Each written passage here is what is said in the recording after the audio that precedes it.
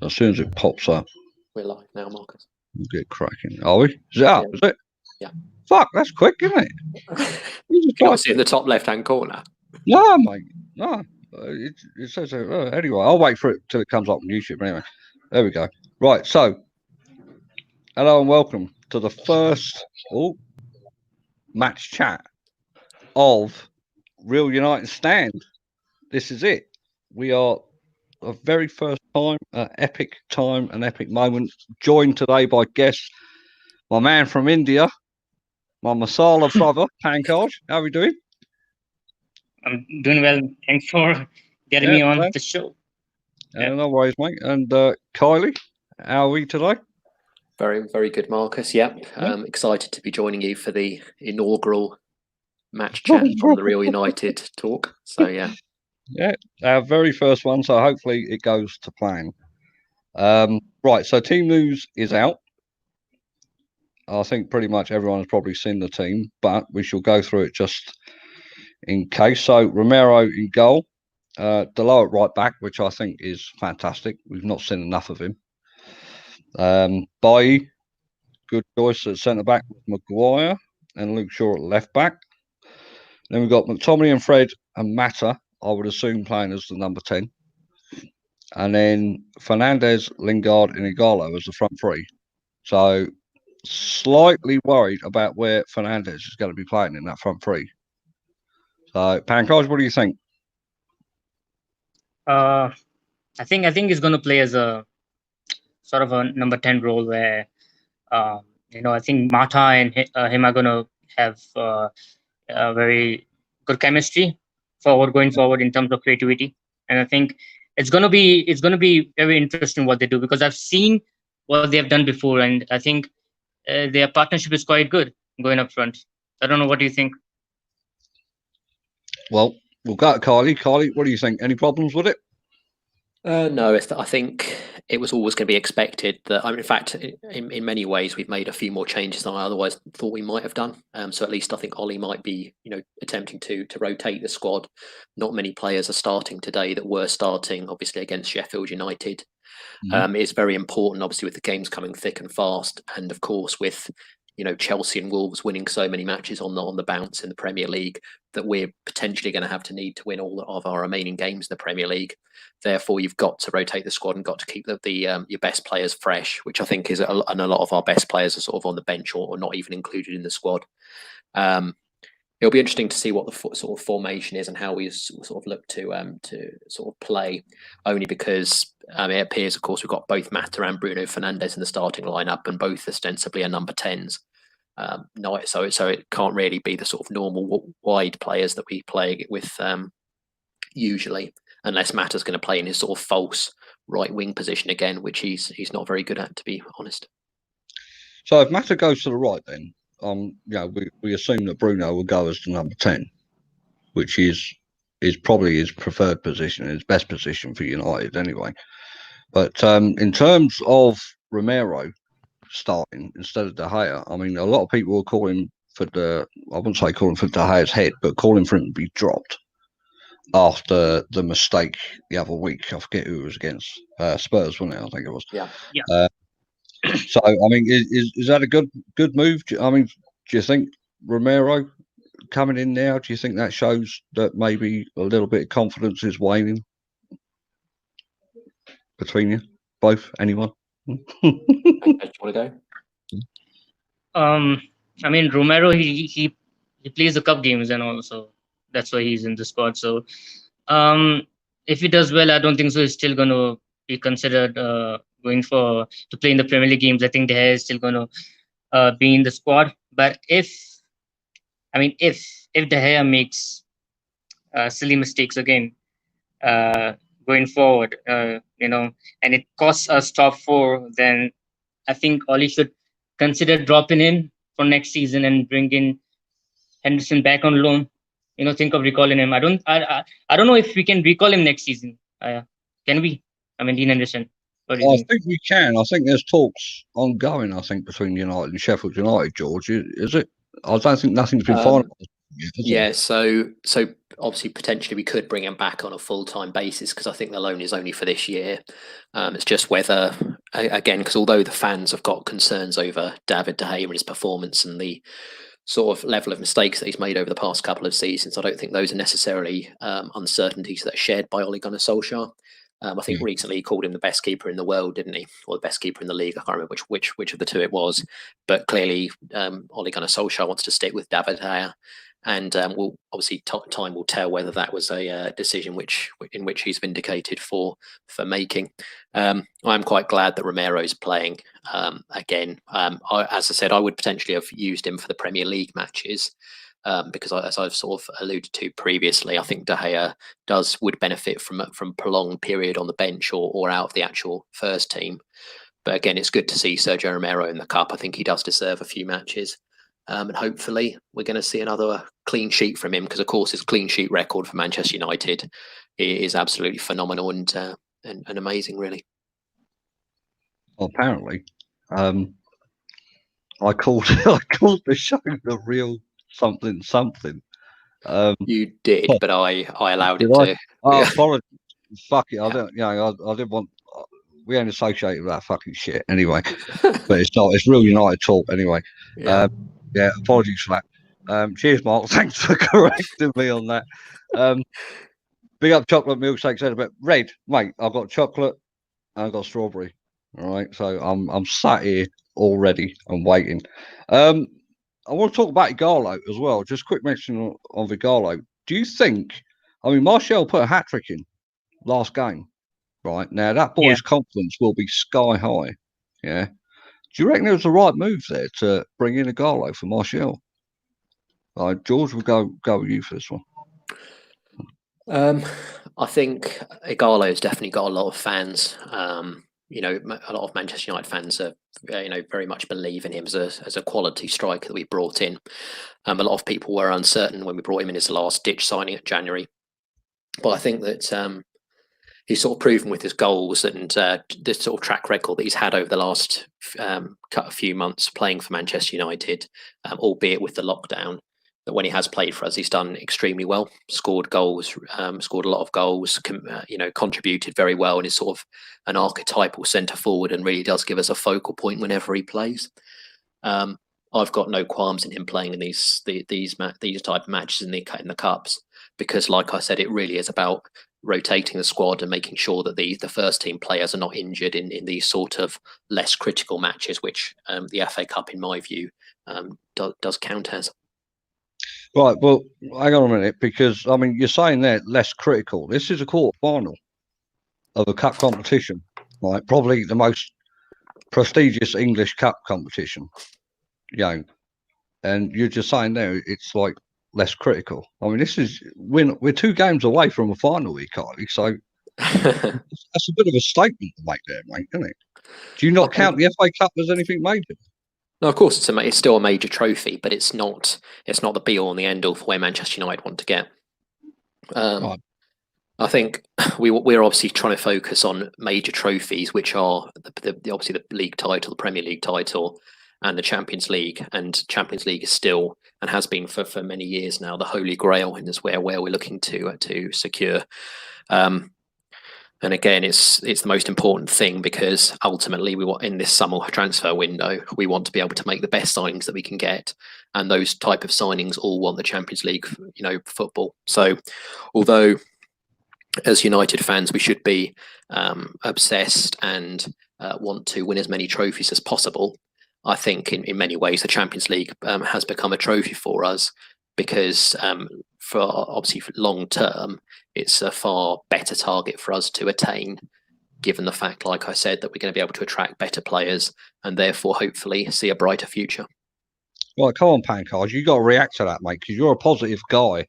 All right, he's calling the FA Cup basically not essential to United, right? But looking at our team, mate, this is where we are at the minute. We're fighting for cup competitions, right?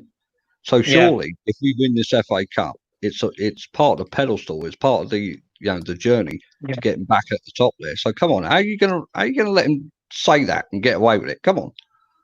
I mean, I mean, the FA Cup has been a romantic sort of competition in recent years, and I think generally fans seem to undervalue cup competitions, especially FA Cup, the League Cup.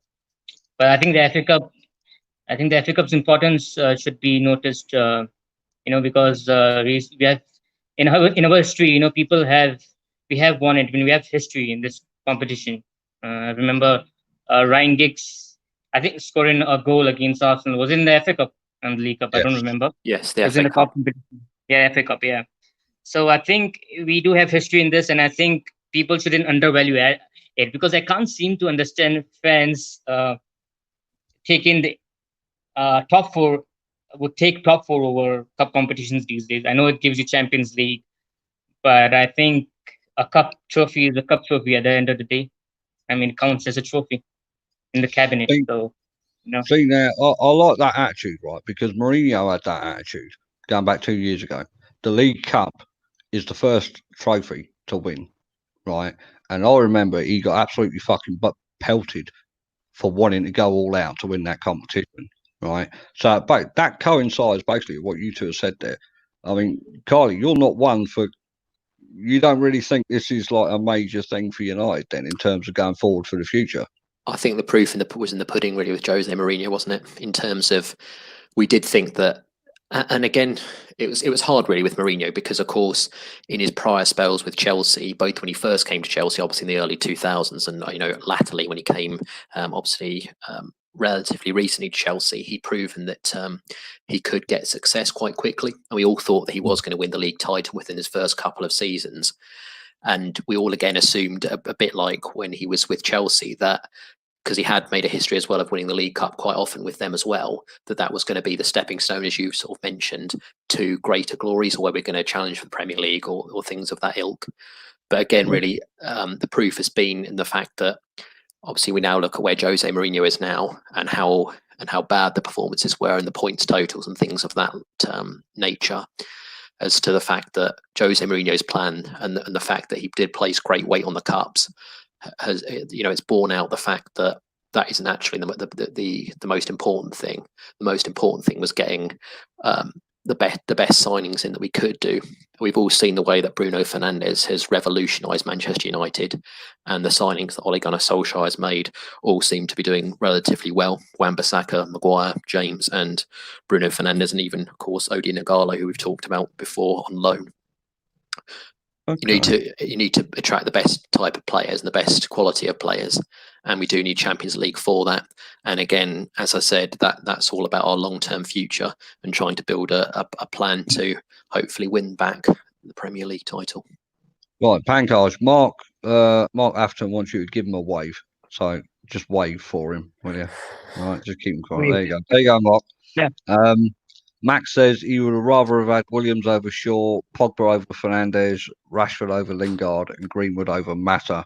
So the way the BBC, John Moss is the ref as well. The way the BBC have got us lined up here, Mata's out on the right, Lingard's out on the left, and Fernandes is beyond Ighalo. So let's see how he's set up now, because I mean, what we're going for, score here. Pankaj, what are you going for? I'm going for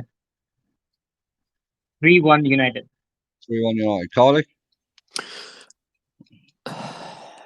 That's very because I was going to go for that, but now I'm going to go for 3-0 United. I'll back on Romero to extend his clean sheet record. Yeah, I'm thinking 2-0. I think this is going to be. I mean, it's at Carrow Road, isn't it? Yeah. I think it's going to be. I mean, Norwich. To be fair to them, they've got a semi-decent team out there, near enough first-team quality. But we just kicked off. Red Devil says 2-1 United. Let's hopefully get some comments in here about score predictions. I think you're ahead of me, mate. What, have you just kicked off? I'm not kicked off yet. Now it's kicked off for me. Yeah, he kicked off, yeah. But Max is going with a 3-1, so he's gone the same as Pankaj. So hopefully this puts us into the semi-finals this game. But United have got a throw in here out on the left-hand side with Luke Shaw. Yeah. What minute are you on? we are. Well, I'm on 45th second. So 46. yeah, so Yeah, me yeah. and Marcus are exactly identical in terms of times. Yeah. Right. Spinal says, "Do you know how to make a rejuvenator?" Not a clue. Not a clue. I don't even know what that is. Not a clue. But Delow's getting quite far forward down the right hand side here. McTominay's got a long ball in there towards Lingard. I'm interested to see how Lingard plays today. You know, he's not been around, well, not been selected or used as a substitute or anything since the restart. So a lot of people think that Lingard's out. You know, so I mean, what do you two think about Lingard? I mean, Kylie, I mean, has Lingard got a future at United anymore? I think he has got a future. Although it is going to be interesting to see whether there is agitation for a move in the summer, particularly given the fact that I believe his new agent is Mino Raiola, who Is that definitely? that I'm pretty sure that's definite. Yes, yeah. So again, normally the only time that you sort of see Mino Raiola is when it's he's always trying to get as much money for his clients as he possibly can, and also to line his own pockets. We saw that with Zlatan Ibrahimovic, who is, of course, his most famous client, who's almost been like a globetrotter in terms of going from team to team around the globe. And again, like I said, it's going to be fascinating. But I think no one really knows what Ollie actually thinks of Jesse Lingard, whether he does see him as part of his plans, because he hasn't used him as much. But again, that's because his form and performances of late haven't been good enough. But with Lingard, I think the club itself, often I think when Jose Mourinho wanted to move on a player or wanted to buy players, sometimes the club would intervene if they didn't feel like it was in their sort of vision. For example, I think Mourinho was trying to buy a few old players, or older players I should say, in his final summer. And again, I think also he was trying to get rid of Anthony Martial as well. There was definitely some rumours and speculation that was happening. And again, the club sort of stepped in, and I think that they may also step in with Jesse Lingard as well. Everyone sort of sees him as almost a homegrown talent, and again, a sort of product of the academy. And there is definitely a feel-good factor about having Jesse Lingard on the books, as well as, of course, his social media influence and all of his fans as well. I'm very impressed with Mata in these first 3 minutes. He's been down his right-hand side twice, looking to lift the ball up over to Delo, and United having a lot of possession in. Norwich looking very nervous, trying to play out from the back. Luke Shaw's out on the left-hand side here at the minute.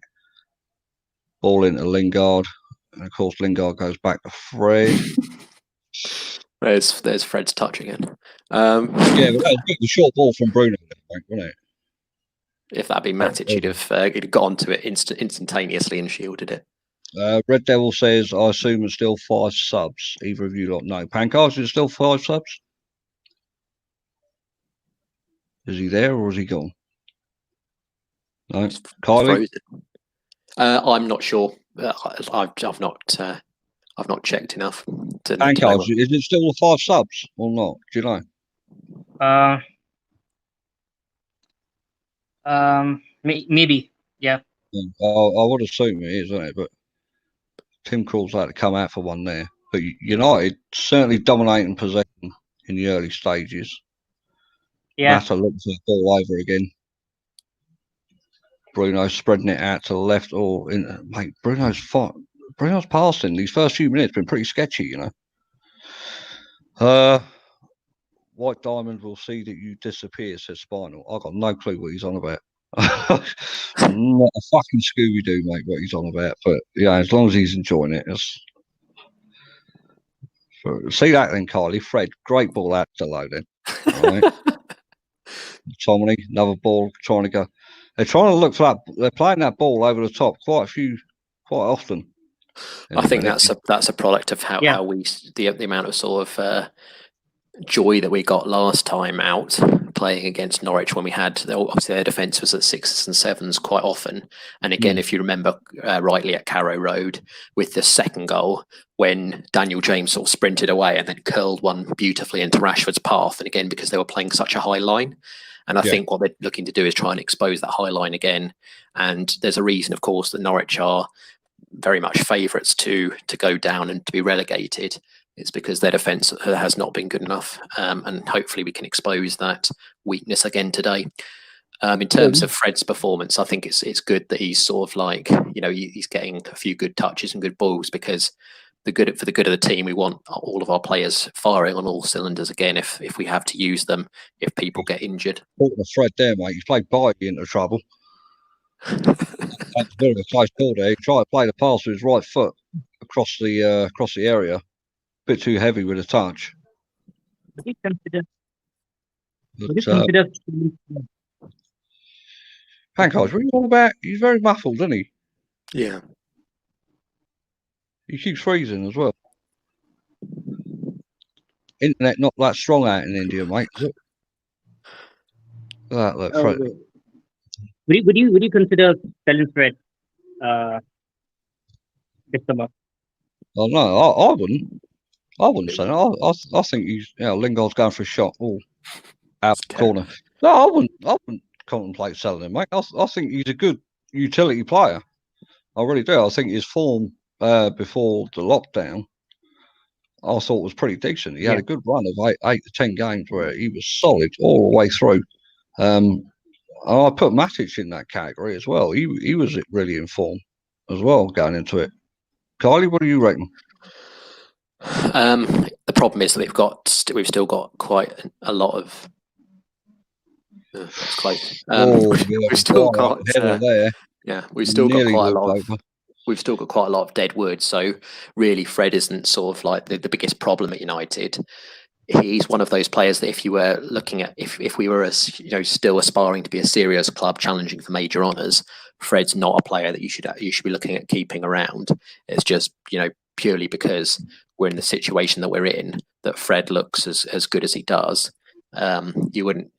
Again, he's one of those players who I would get rid of, but he's certainly not a priority to get rid of because, like I said, you've got Jones, Pereira, Lingard, Sanchez, Rojo's still around. So Norwich are dinking it up to the back post, away by Luke Shaw. Not very far though.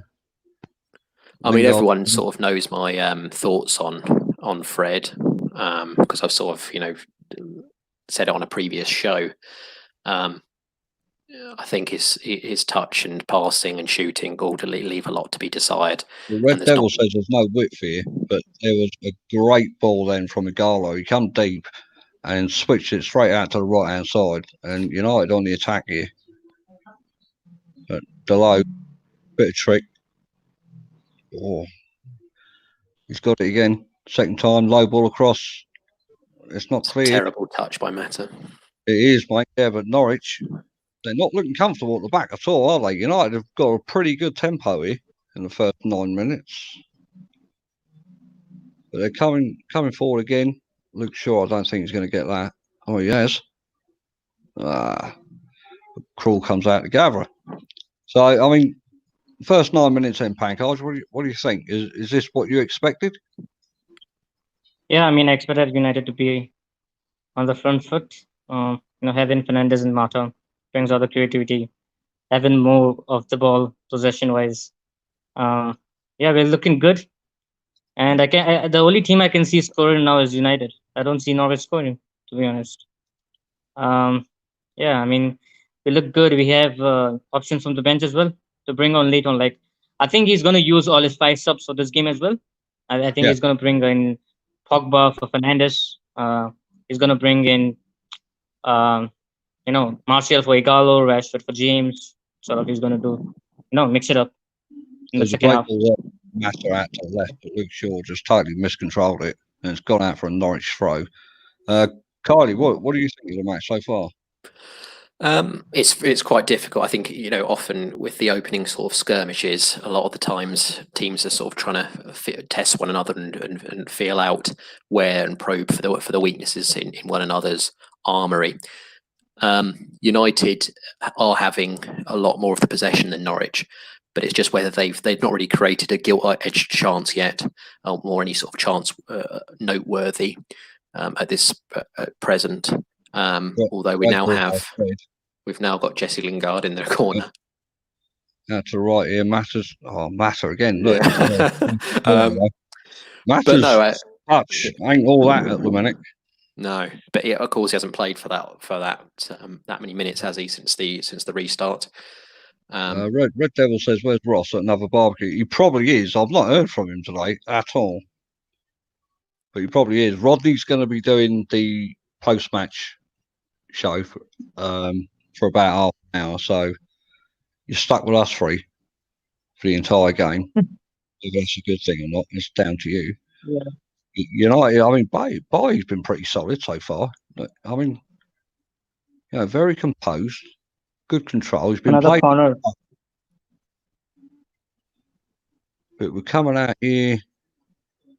Matter's got it. A bit 1-2 there between Bruno and Lingard. Bit of a lucky bounce. Lingard's going forward. Trickery. Ball's over. Comes out of Delo. Oh, mate.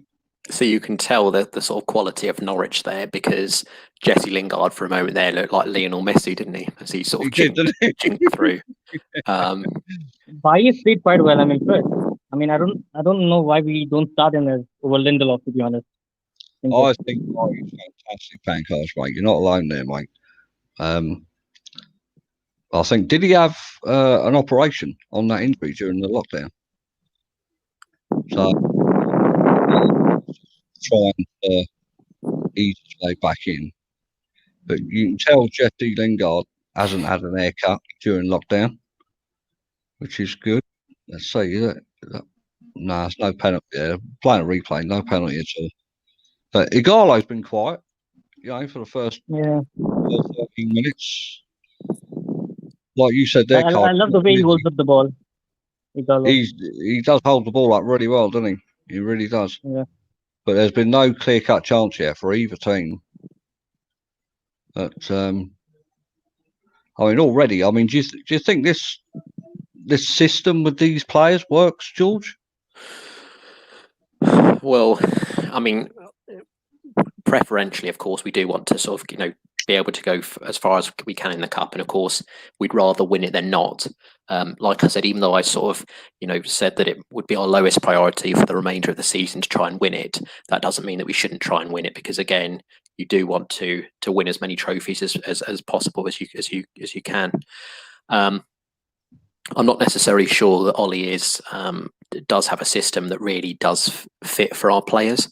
In terms of the sort of tactics that we employ, these particular players have not really, I don't think, have played together all as a whole unit very often. Like I said, it's quite amazing to me that Ollie has made so many changes compared to what he had as a first team, because often we've accused him particularly over the last year, of course, or year and a bit, given lockdown, since he became permanent manager. He's definitely been someone who's had his favourites, and definitely someone who doesn't like to change the team so much. Yeah. So again, it's quite good to see all the sort of fringe players getting a run out, and hopefully some of them can really put in some stellar performances and then push their way into first team contention. Max says we got a lack of pace, which I totally agree with. That's probably going to be a problem towards later in the towards the end of the game. The game gets stretched out, but. Max also says Norwich look more dangerous in attack than us in the game so far. And Red Devil says Igalo is class at holding the ball. Ain't no one knocking him off it. I just see him then hold the ball up, and the strength of that lad is absolutely phenomenal. Yeah. I mean tactics-wise, Pancage, I mean, what we've got to do is break down Norwich, because we're in the 15th minute and we've not had I don't think we've had a shot, have we? So, I mean, what do you think? I'm quite surprised. How we break them? How are we going to break them? I'm quite surprised. I don't know. I mean, having Fernandez and Mata, by now I would expect us to have some shots on target, because Norwich are not good defensively.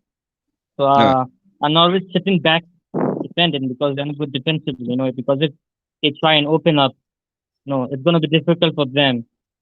So I don't know if they're using some kind of, they're trying to hit us on the counter or something. Okay. That's what I'm concerned because, I really want to make sure that we get this game to bed as quickly as possible. I don't want it to be a case. I think Pankaj is right that we'll make the sort of 5 subs that we can make, if indeed we can. Given if the FA Cup regulations are the same as what the Premier League have introduced since the end of the lockdown. But I really want the 5 subs just to be for sort of resting players where necessary and sort of again protecting the squad. I don't want it to be a case of where we're either still drawing with Norwich at whatever time that we have to introduce those subs, or that we're actually, heaven forbid, if we don't take chances, we're actually trying to chase the game to win it. And again, we sort of put on some of our best players and then risk them being injured. Like I said, I want us to try and win this game in the first half if possible, and really sort of set down a marker. And again, like I said, be able to rest players and hopefully protect them and preserve them from injury. What's going on at the minute? I don't think we're going to win it in the first half, mate.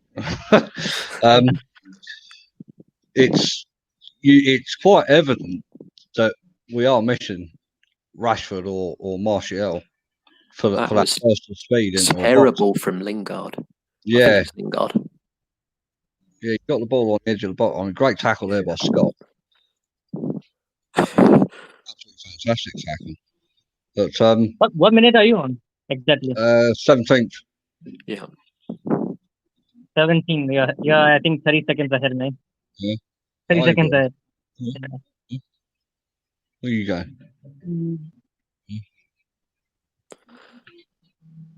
All right, run away from me.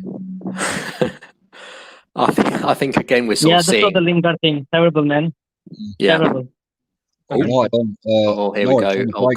There's a man over at the back. Oh. I think that's better. Much better. There we go. Away we go. I think again we're sort of seeing that with.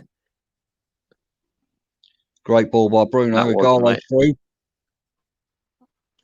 Oh, he slipped. Is it a goal? Oh, no, it's not. No, sorry. I was transfixed there, praying for him to sort of get it under control. But as Marcus sort of mentioned, he couldn't quite bring it under his spell. That was a great ball by Bruno. Yes, it was. Yeah, right through. Oh God! We need to see a bit more of that in this first half here.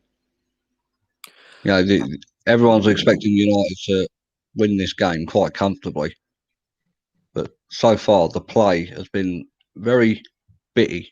It's not been fantastic. Fred will pass there. I think if anything, the sort of the one sort of team selection that really raises some eyebrows in some ways is selecting Bruno Fernandes again. Not because he isn't in many ways our most influential and important player, but really just sort of stressing how important he is. The fact that he's playing week in, week out, and it's almost as though he's undroppable. And I think if obviously fingers crossed that he doesn't, but if Bruno gets an injury or runs into a bad vein of form, do we really have a sort of ready-made replacement that can come in and have his sort of magic touch? I did think that he would have potentially looked to rest Bruno, but again, it's almost like even if we play our B team, Bruno Fernandes still has to play, and he's almost the sort of magical, dusting on top that means that we'll win matches. So he does seem to be one of these players that is undroppable at the minute. I think in this side, not only is there a lack of pace in here, but we've only got one person really at the moment that's creating anything. That's Bruno. Mata, he's getting on the ball, but he's playing the wide balls. He's not going through the centre. Bruno with ball over the top here, looking for Delo. He's got it in the area. It's too high, man. No one's at the back. What do you think about Maguire? He's not into the field a lot. Maguire. Yeah, I think Maguire's been pretty decent so far.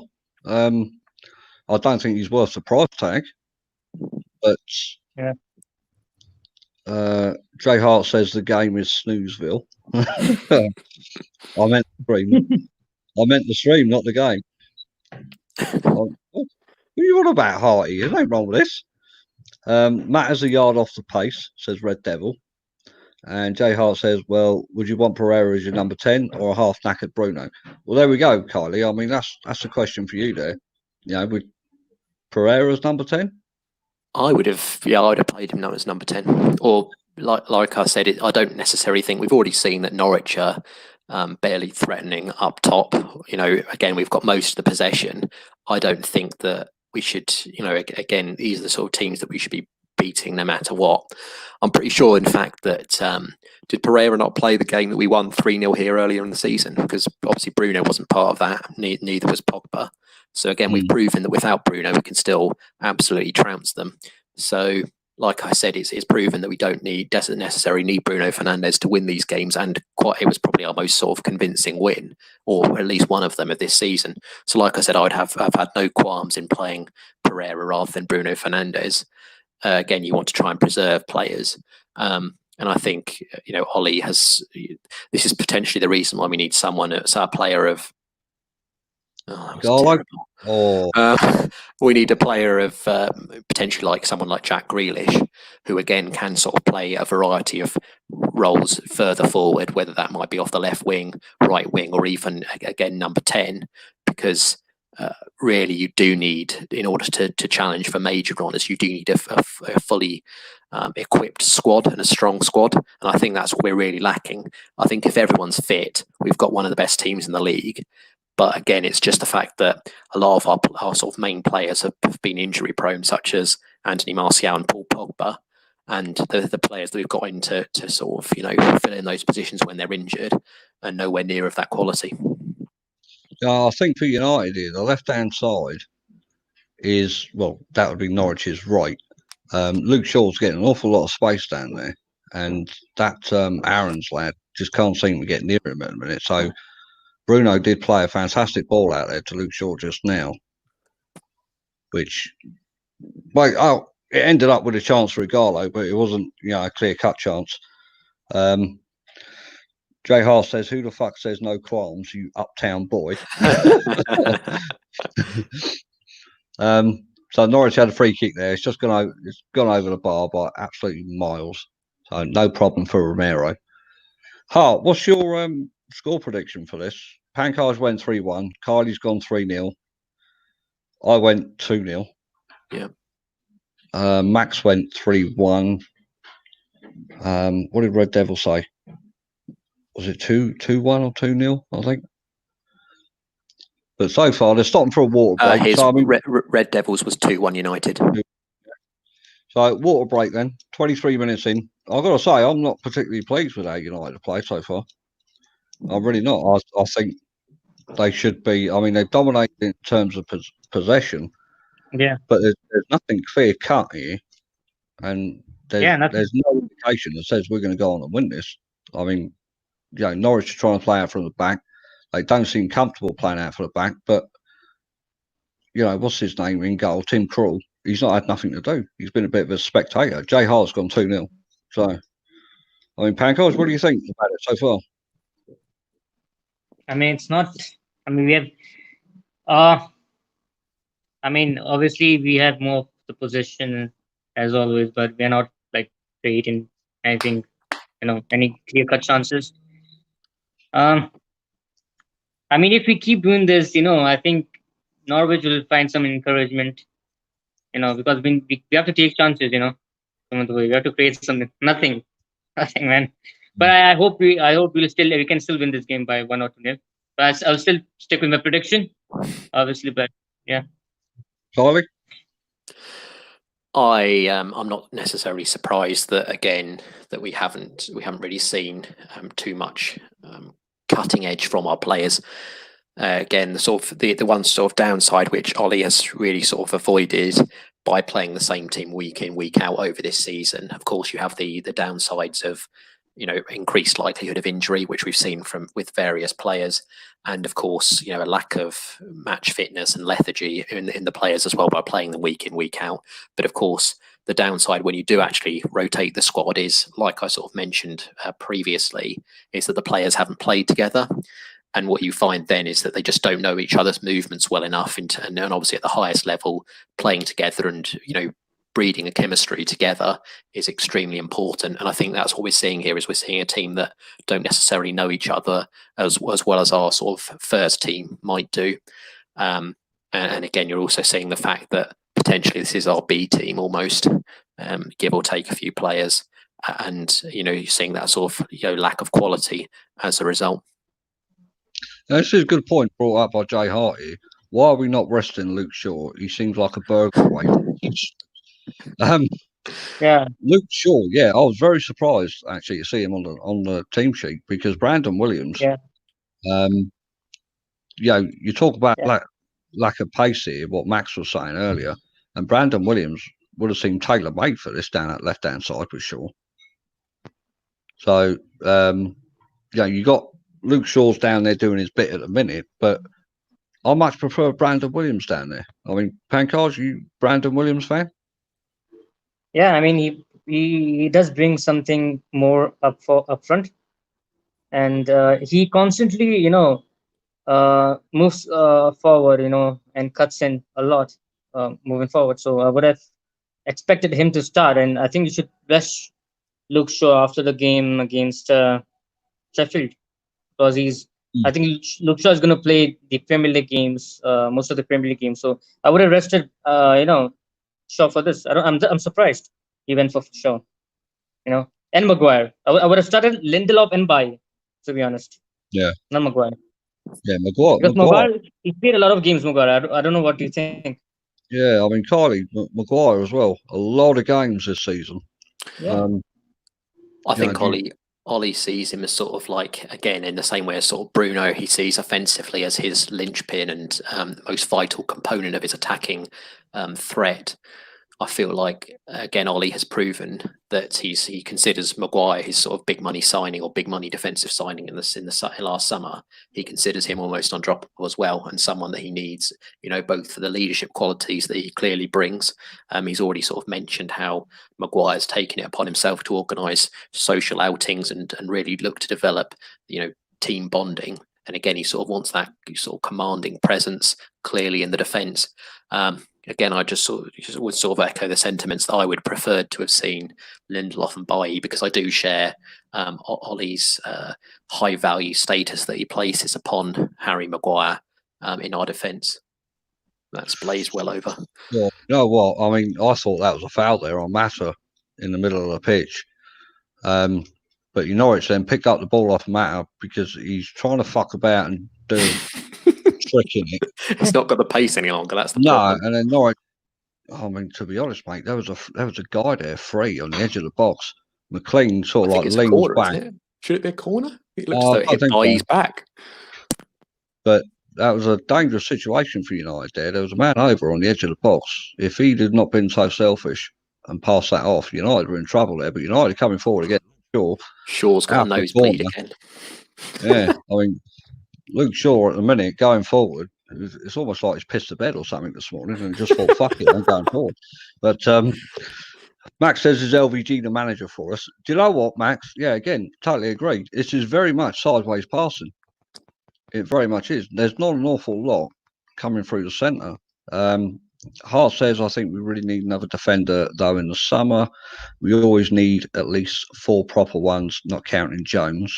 Well, we've got Smalling coming back as well, haven't we? So, yeah. Needed the pace of Rashford, Greenwood and Williams, give Bruno a rest, start Pogba. Yeah, I mean, Pogba needs the games as well, doesn't he? Get his fitness up. Maguire and Bruno are Ollie's talismans, says Jay Hart. Well, Maguire, I think, is captain in this game, is he not? Yeah. He's the club captain, isn't he? So hopefully he should be. Yeah. So, I mean, that's probably why he's starting every poxy game. But I think, after, I suppose he would on. He's probably thinking, well, you've had 3 months rest. You should be all right. You should be able to get through these games unscathed. But Norwich are trying to play out from the back again. United are doing a great job at closing down. McTominay, Delow, and I think it's Mata there on the right-hand side. They're trying to get down really quick. Lingard's pushing up from the front, but he ain't getting to that. Twanzebe has looked good when he's played this season. Twanzebe is injured. Red Devil said about Twanzebe, and the injury, says Jay Hart. And where's Foden at the minute? Is he? He's on the bench. He's on the bench, is he? Is he on the bench? Yeah, Oh. yeah. I think bench. That would be interesting if he comes on in this game, because I think there was a good article about Ollie talking about the transfer funds that are going to be available in the summer. Yesterday, I think it was. Obviously, because of the pandemic, you don't know how hard you've been hit. So it's going to be interesting to see how much money is available and what positions he goes for. Because I was talking to a mate the other night, and I was saying to him, like, we need another defender, we need a right winger, we need a centre forward, but which one is the most important? And I went with a centre forward because to me, I only think Rashford's our centre forward. I don't think Martial cuts it. And Igalo is going back in January, isn't he? But I think against Sheffield, those 2 goals Martial scored was the number 9 goal. And the second one. So what would you go for on some of them pancards? What position would be your priority? Oh, that's a late tackle. I think maybe a playmaker like Sancho.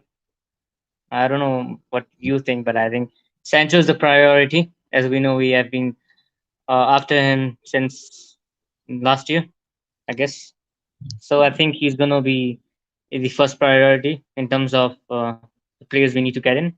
And then I think he may go for a midfielder. Like, I think there were some rumors saying that we are linked to Van de Beek.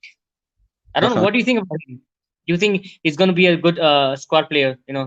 Add more depth. Jesus. Get back. Oh, Luke Shaw did well then to get his ass back in position. Yeah. No. It's still going. Oh, fucking hell, that was that all came from our right-hand side. And I think it was Matter again that either played the short pass or miscontrolled it. Delow was out of position. He'd done the overlap. I think, and to it be just fair, left it with Bay was 2-on-1 until I think Luke Bay Shaw would have made that. Oh, that's how quick he is. Did you see him get back? Yeah, but fair play to Luke Shaw there. I mean, that guy, I think it was Cantwell. He had a good 10 yards on him, and Luke Shaw got back. Well done. Yeah, great covering that was. I mean, Hart says 120 million for Sancho, and the transfer's gone. He also says Sancho's only been warming up the bench for Dortmund right now. He's itching to get into that red shirt. See, I honestly think there's better investments on that right-hand side. And the first one that comes to mind, Traore from Wolves. I just think if you can snag him for 50, 60 million, I think that's a good deal. Carly? He has incredible pace. Incredible. Yeah, I think he would be. He's ready-made. I think he's Premier League proven. He's strong. He's quick. He don't fall over. He's got, he's pace. He's got trickery, and he can put in a decent ball as well. I mean, what do you think, George? I think that we need Jadon Sancho. I think we need to move. Yeah, I don't think we need to move heaven and earth to try and get him. I think he's the next big thing. He could easily be in a few years' time. He could easily be top 5 players in the world. He's got that much potential, and he's that good. A bit like Bruno Fernandes, he's been scoring goals, assisting in his own league or at least the league he's in currently, for fun, and even at such a young age. And I think that we really do need that out-and-out winger. And I think Jadon Sancho ticks so many boxes. And I really do feel like he's the one player. He's the player as well, that we should really hang our hat on and try and sign. And I feel like right wing is definitely the position that we should be looking to recruit in of paramount importance in the summer window, purely because we don't have a out and out right, and a natural right winger in the squad. And although we are still paper thin in other areas of the squad, which you've mentioned, such as centre back and centre forward, I mean, really, as I've sort of mentioned previously, I actually feel like we need 6 signings, which are sort of which are left back, centre back, central defensive midfielder, attacking midfielder, right wing, and centre forward. Mate, Lingard's been pulled up for a tackle. There's nothing wrong with that. He got the ball. There's nothing wrong with that. I mean, Jay Hart said here, we had that Premier League proven in Sanchez. Where is he now? Get freaking Sancho. See, I think if you get Sancho right, then what happens to Gomez and Chong? That's what I'm looking at. And I don't think it would be the worst thing in the world if we didn't get Sancho in the summer, because I would like to see Gomez and Chong given a crack, and plus as well, Mason plays out there as well at the minute. So I mean, Pancars, would you go all out for Sancho then and risk nullifying the kids coming through, or would you give it another year and then get him on the cheap, or what? I would go for Sancho right now. I mean, You I go for think it. yeah, he's gonna suit Ollie's system, what Ollie's trying to do. Definitely, because how Ollie wants to play is that kind of player. You know, he's Yeah. got pace, he's got creativity, and he's got everything, skills. You know, he can do trickeries in the box. So I definitely think that I think we should go big on him. I think if it takes 100 million, 120 million, we should go in all in for him. Definitely, even if it's He- one player, because he's slowly building a team. Already, we don't expect Man United to win the league next season, do we? So yeah, I do. you go for him, even if that's the budget. That's it, gone. yeah, Yeah. obviously, even if it's one player, yeah, definitely. Red Devil says Sancho for me. I won't waste my time with Grealish. See, I think Grealish would be a decent signing for United. Hart says this is a question for me. Do I see Gomez and Chong playing right now? They're done. Maybe not Gomez, but I do see Chong coming through if he's given a chance. The only thing that's holding up is the contract thing, isn't it? Yeah, So I think Chong on the right hand side, and then you've got Mason playing there as well, and then you've got, let's say, Martial, Rashford, Dan James, all fighting for two other positions. Jay Hart says we have a much better chance of seeing Georgie with a beard. That would be weird, wouldn't it? I can't really see that with him. But so 37 minutes in, and still nothing of any major interest happening at all. I think in terms of like the signings and stuff that we can make this summer, like I said, I've already mentioned that realistically we need 6 players, but we know that's not going to happen because the United board don't share the fans' passion for the club and trying to get back to where we belong, which is the very top of England and also Europe's table. But I feel like a lot of the promises, for example, I think Ollie said a few months ago when sort of lockdown had first started, that he was hoping that we were going to have quite a lot of funds for the window and be able to take advantage of it. And of course, fans really did, take that as gospel. And a couple of months later, already he's sort of talking about reservations, and he doesn't really know that the money's there. So I don't necessarily think that, however this summer goes, however many signings we make or however much we spend, us as fans will never, as we often don't know, we'll never know the full truth as to how much money United actually had available, and all the different sort of strings and how Ollie is chained up in many ways by what the board's ambition is about how much money they're willing to spend for us to try and challenge again. And no matter what, unless we get those 6 players in that I would like in those positions, I feel like we've underperformed in the market. Well, Red Devil says if Ollie thought Chong was good enough, he would have played him more. Greenwood is like 2 years younger and getting games on the wing ahead of Chong, a natural winger.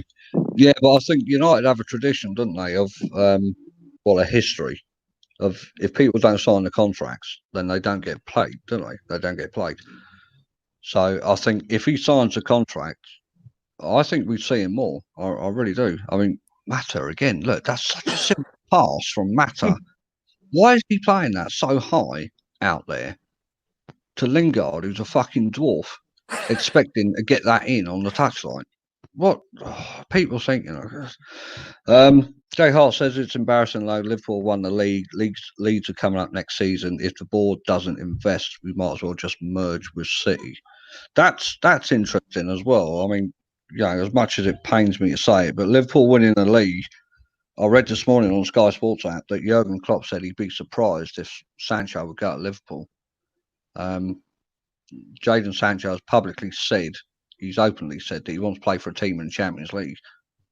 So, Yeah. The onus is on United to get in the Champions League one way or another. I don't think they're going to get it through the league, especially after Chelsea beating City the other night. So we got, 7 games left? I think United's best chance to Champions League is Europa League, but there's still some tough teams left in it. So there's a bit of a break here at the minute. Cantwell's down because he's twisted his ankle. I think we still can get top 4 in my opinion, because I think Chelsea still have. Does Chelsea have Liverpool to play still? Yes. Yeah, they do. Yeah. But I mean, Liverpool will chuck out kids, wouldn't they? They'll chuck out youngsters. They've won the league. That's it. It's sewn up. They're on the beach now. Same as Man City. Then they drop out the top 4. I think the only one possible is Leicester and Chelsea. So I can't see United making the Champions League at top 4. I can't. Leicester have got the only sort of major thing is that Leicester's running is quite difficult. So there's a potential that they might drop out the top 4, because I think Leicester have still got to play quite a few good teams. They've got quite tricky and tough running. The only sort of problem, though, is that, of course, they're still 6 points ahead of us. And really, even if there's that sort of, we've only got 7 games left now, so we need at least a 2-game swing. Even if we win all our games, they need to lose at least twice. But actually, they need to lose at least twice and have another draw or something along those lines, because their goal difference is far superior to ours. It's about, I think theirs is about plus 30 or something like that. I think we've got about plus 14. So there's a massive difference in goal. There's a massive goal difference shift. That even if we are, because of course 6 points can become 3 quite easily, because of course we are playing them in the final game of the season. So it could be that top 4's on the line for that final match. But like I said, we'll need them to drop points at least twice to make that a reality in that final game of the season. Because as I said, the goal difference is such a massive thing. It's not as if it's like a few goals that we have to overturn. It's almost like double our current goal difference. So we'd have to start obliterating teams, to try and overturn that deficit. Harty's just brought up something. I totally forgot about it. 5th can still get you the spot if City disqualified. I totally forgot about it because of the lockdown, mate. Great block there by Maguire. United are on the ropes there at the minute. Norwich are attacking down the right hand side, ball across the face. It's not away. Defending. What? It's coming across. Oh, thank God for that. United are absolutely at 6s and 7s at the back then. Thankfully, Maguire got his body in the way twice to block the shot, but it started because Delo's out of position down the right. Cantwell comes in, pull back to the edge. Maguire blocks it. Great block by Maguire. Rupp hit shot. I don't think Romero would have been saving that. I think that's going bottom left corner. But thankfully, Maguire's there doing his job. The one thing I would say about Manchester, obviously, which Jay Hart just mentioned about Manchester City, I think there's a potential that they could either have the ban stopped completely or potentially deferred for a year or 2. So again, I don't think we can necessarily rely on that. Also, I think there was obviously, when we saw the Manchester City lawyers going into that appeal meeting, there was almost like an army of them. Yeah. And obviously with City's, millions and millions, you can tell they'll have got the very best lawyers in the world in order to try and get themselves off of the charges. And so, like I said, I wouldn't be surprised if either the ban is revoked, completely overturned, or potentially deferred, as I said, for a year or 2. And again, sort of 5th misses out. I really don't want it to be a case, but it's looking more and more likely because Chelsea obviously have continued to win matches, and so do, and obviously Leicester are so far ahead. I don't want it to be a case of where we are looking at the Europa League in late July, early August to try and get Champions League football, because obviously in a cup competition, in one instant, it can be gone. I remember in the semi-final, obviously when we won it with Jose Mourinho, one of their strikers had almost like an open goal, didn't he, in the final minute, and if he'd scored, we'd have gone out. And that's really what we'd run the risk of if the cup was our only route into Champions League. There's 2 minutes being added on here at the end of the first half. Thank God it's only 2 minutes, because this first half has been fucking dire. It really has. I've not seen United have any sort of shot, not even an indication of a shot at Tim Krul at all. Red Devil said, "Where's Delo defensively?" Totally agree, Red. He was completely out of position on that last Norwich attack. Red Devil also said he'd make the 5 changes at half time, sort this rubbish out. Can't afford extra time. Yeah, I mean, something's got to give here. To service, I mean, Igalo's having to come quite deep to get involved. Mata, I think, has been absolutely dreadful this first half. Absolutely dreadful. Come on. Bruno's on the ball. Look, he out to Lingard to the left. I bet you he'll lose the ball now. Any money. Look, he'll play a simple one out to Fred. Chance is already gone now. Yeah. Norwich, it's too slow. This goes back to what Max said earlier. It's too slow. Good ball in by Fred. If someone was on the centre circle, come on the penalty spot, fucking hell, mate. Yeah. Oh, thank God, mate. I think he's Lingard. Yeah. I think he's trying for a fucking 6 points there. I think something terrible, absolutely terrible. But the game, this first 46 coming out 47 minutes, Red Devil says, "Yeah, he's shot." I mean, that's the first thing I've been excited about from United in that first half. It's terrible football. Lingard is better at getting followers than getting a pass. If you tell Lingard, I would be surprised if you get 10 million for him. I would be surprised. 10 or 15. Well, that's it. It's half time. I mean, Maguire don't look happy. I mean, Maguire should be in that dressing room there saying to them boys, like, you know, pull your fucking socks up here. No shot. I think Ollie's just had a word with Mason, so I reckon Mason coming on second half. But Maguire don't look happy. McTominay don't look happy. Lingard just looks like he's walking off the pitch. It's like it's just a normal game. It's just run of the mill, isn't it? Mata don't look impressed at all. I mean, overall, I mean, what do you two think, Pankaj? I mean, you know, what can you say about it? A half of one attempt. Dead half. Dead half. Yeah, well, yeah, spot on. I mean, there's just nothing there. There was nothing there to get excited about. Max said if this was LVG boys or Mourinho, they would get criticism. We should not let Ollie get away with it. And again, fair point by Max. You know, just because Ollie's a legend at the club, he shouldn't really get a free pass because you're playing against a team that's fighting relegation here in a quarter final. You know, there's a semi-final place at stake. These boys should be up for it. You know, no matter what, really. No matter what. It's Norwich. Exactly. Bang. I mean, it's up the road from me. You know, it's fucking 10 minutes. You know, it's. I mean, United here possession, 68 possession, 32 Norwich attempts. United 8. That's crap. That's crap. I never saw 8 attempts there. I expected 20. 30. Corners 3. Norwich 0.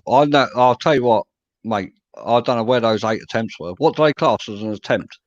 These days? I think we probably did have that amount of chances, but they weren't clear cut chances in any way. They weren't well crafted ones. They were just almost like shots blazed over the bar, shots like blocked or things of that nature. Again, I think we really did. There wasn't necessarily any potential chance of note that you could really sort of write home about. There were a couple of things I said before we started, or obviously initially in those opening minutes of the show, that I wanted United to try and put the game to bed early, and of course they failed to do so spectacularly. If anything, it's just been unrelenting and almost nauseating lack of control, composure, and poise within the United ranks. And of course, second thing that I wanted was the players who are the fringe players or the squad players, and of course we are playing a lot of those today. I wanted them to really step up to the mark and try and impose themselves on the game and really try and earn a place in the first 11 for the Brighton game that's coming up. No and of one's course, done that, have they? What was that? Sorry. No one's done that. I mean, there's no one in that team here that I think, they should be in the first team. Not at all. They should be fucking embarrassing themselves. I mean, especially Mata. Yeah. Lingard, a homegrown lad. United through and through, and they're probably the two worst players that are on this team. And yet they've got such vital roles in that team at the minute. Matt Lingard and Delo at Deadwood. I've been really disappointed by Delo. He doesn't look fit at all. And he's been caught out so many times. He's making some good runs, overlapping down the right-hand side, but he's not getting back as often as he should be. These boys should not only play to win, but also get in the first 11. Yeah, Hart George just said about that. Forget about writing home. Lingard has probably tweeted about his only chance. And Max says Bruno and Shaw seem tired. Ollie is running them into the ground. I mean, Mason, I think, is a dead cert to come on. Ollie was having a quick chat with him, and Mason just nodded his head to say, "Yeah, I'll, get ready." So I think Mason will be coming on in the second half. But they're showing the replay now of the only chance, really. Did you just see that? Sorry to interrupt very quickly. Did you just see, on that chance? Did you see what Lingard was doing? So the ball was threaded through beautifully by Bruno into Ighalo. Fair enough, his control wasn't good enough, and he was sort of taking himself away from the goal. But what you really want in that position is you want other strikers around you to try and get a pass off or try and get a shot on goal. And all we saw was Lingard jogging up, as though it was sort of a casual stroll in the park to try and get up with the play, and he wasn't offering any assistance whatsoever.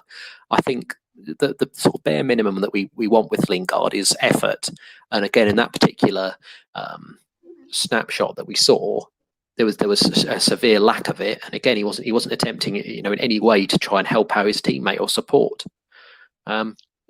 I think Norwich have had, as we've also seen on a couple of the replays, they've had the best chances, and with a bit more quality up front, they could easily be 1 or 2 ahead. The one where we got obviously caught napping, and they tried to counter, and as you sort of mentioned, Luke Shaw came back excellently on the cover.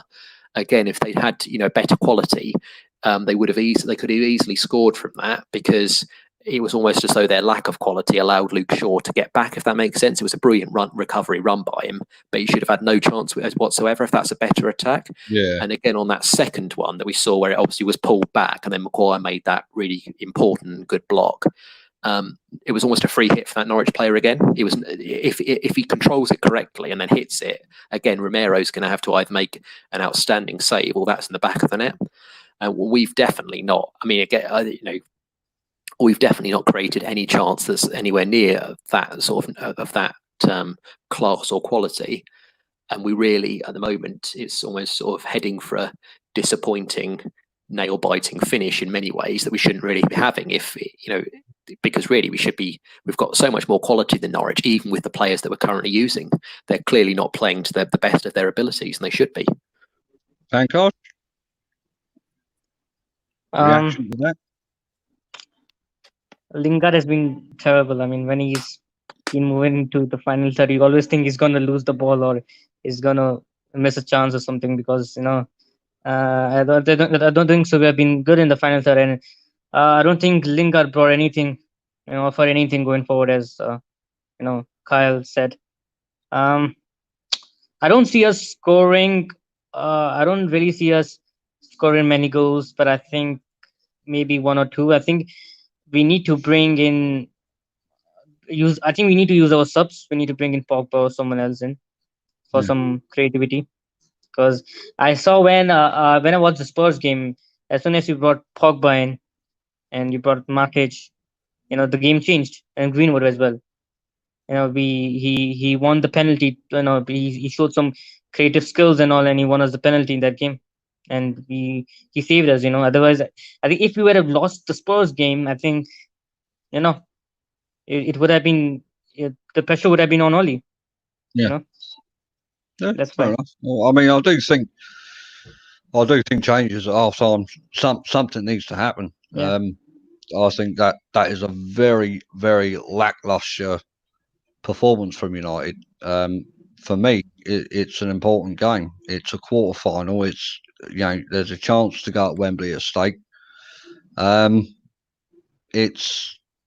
very surprised. I'm very surprised by the effort that certain players have put in there. I mean, in particular, Mata, Lingard, Delo has been shaky defensively. He's been all right going forward, but defensively, he's not all there.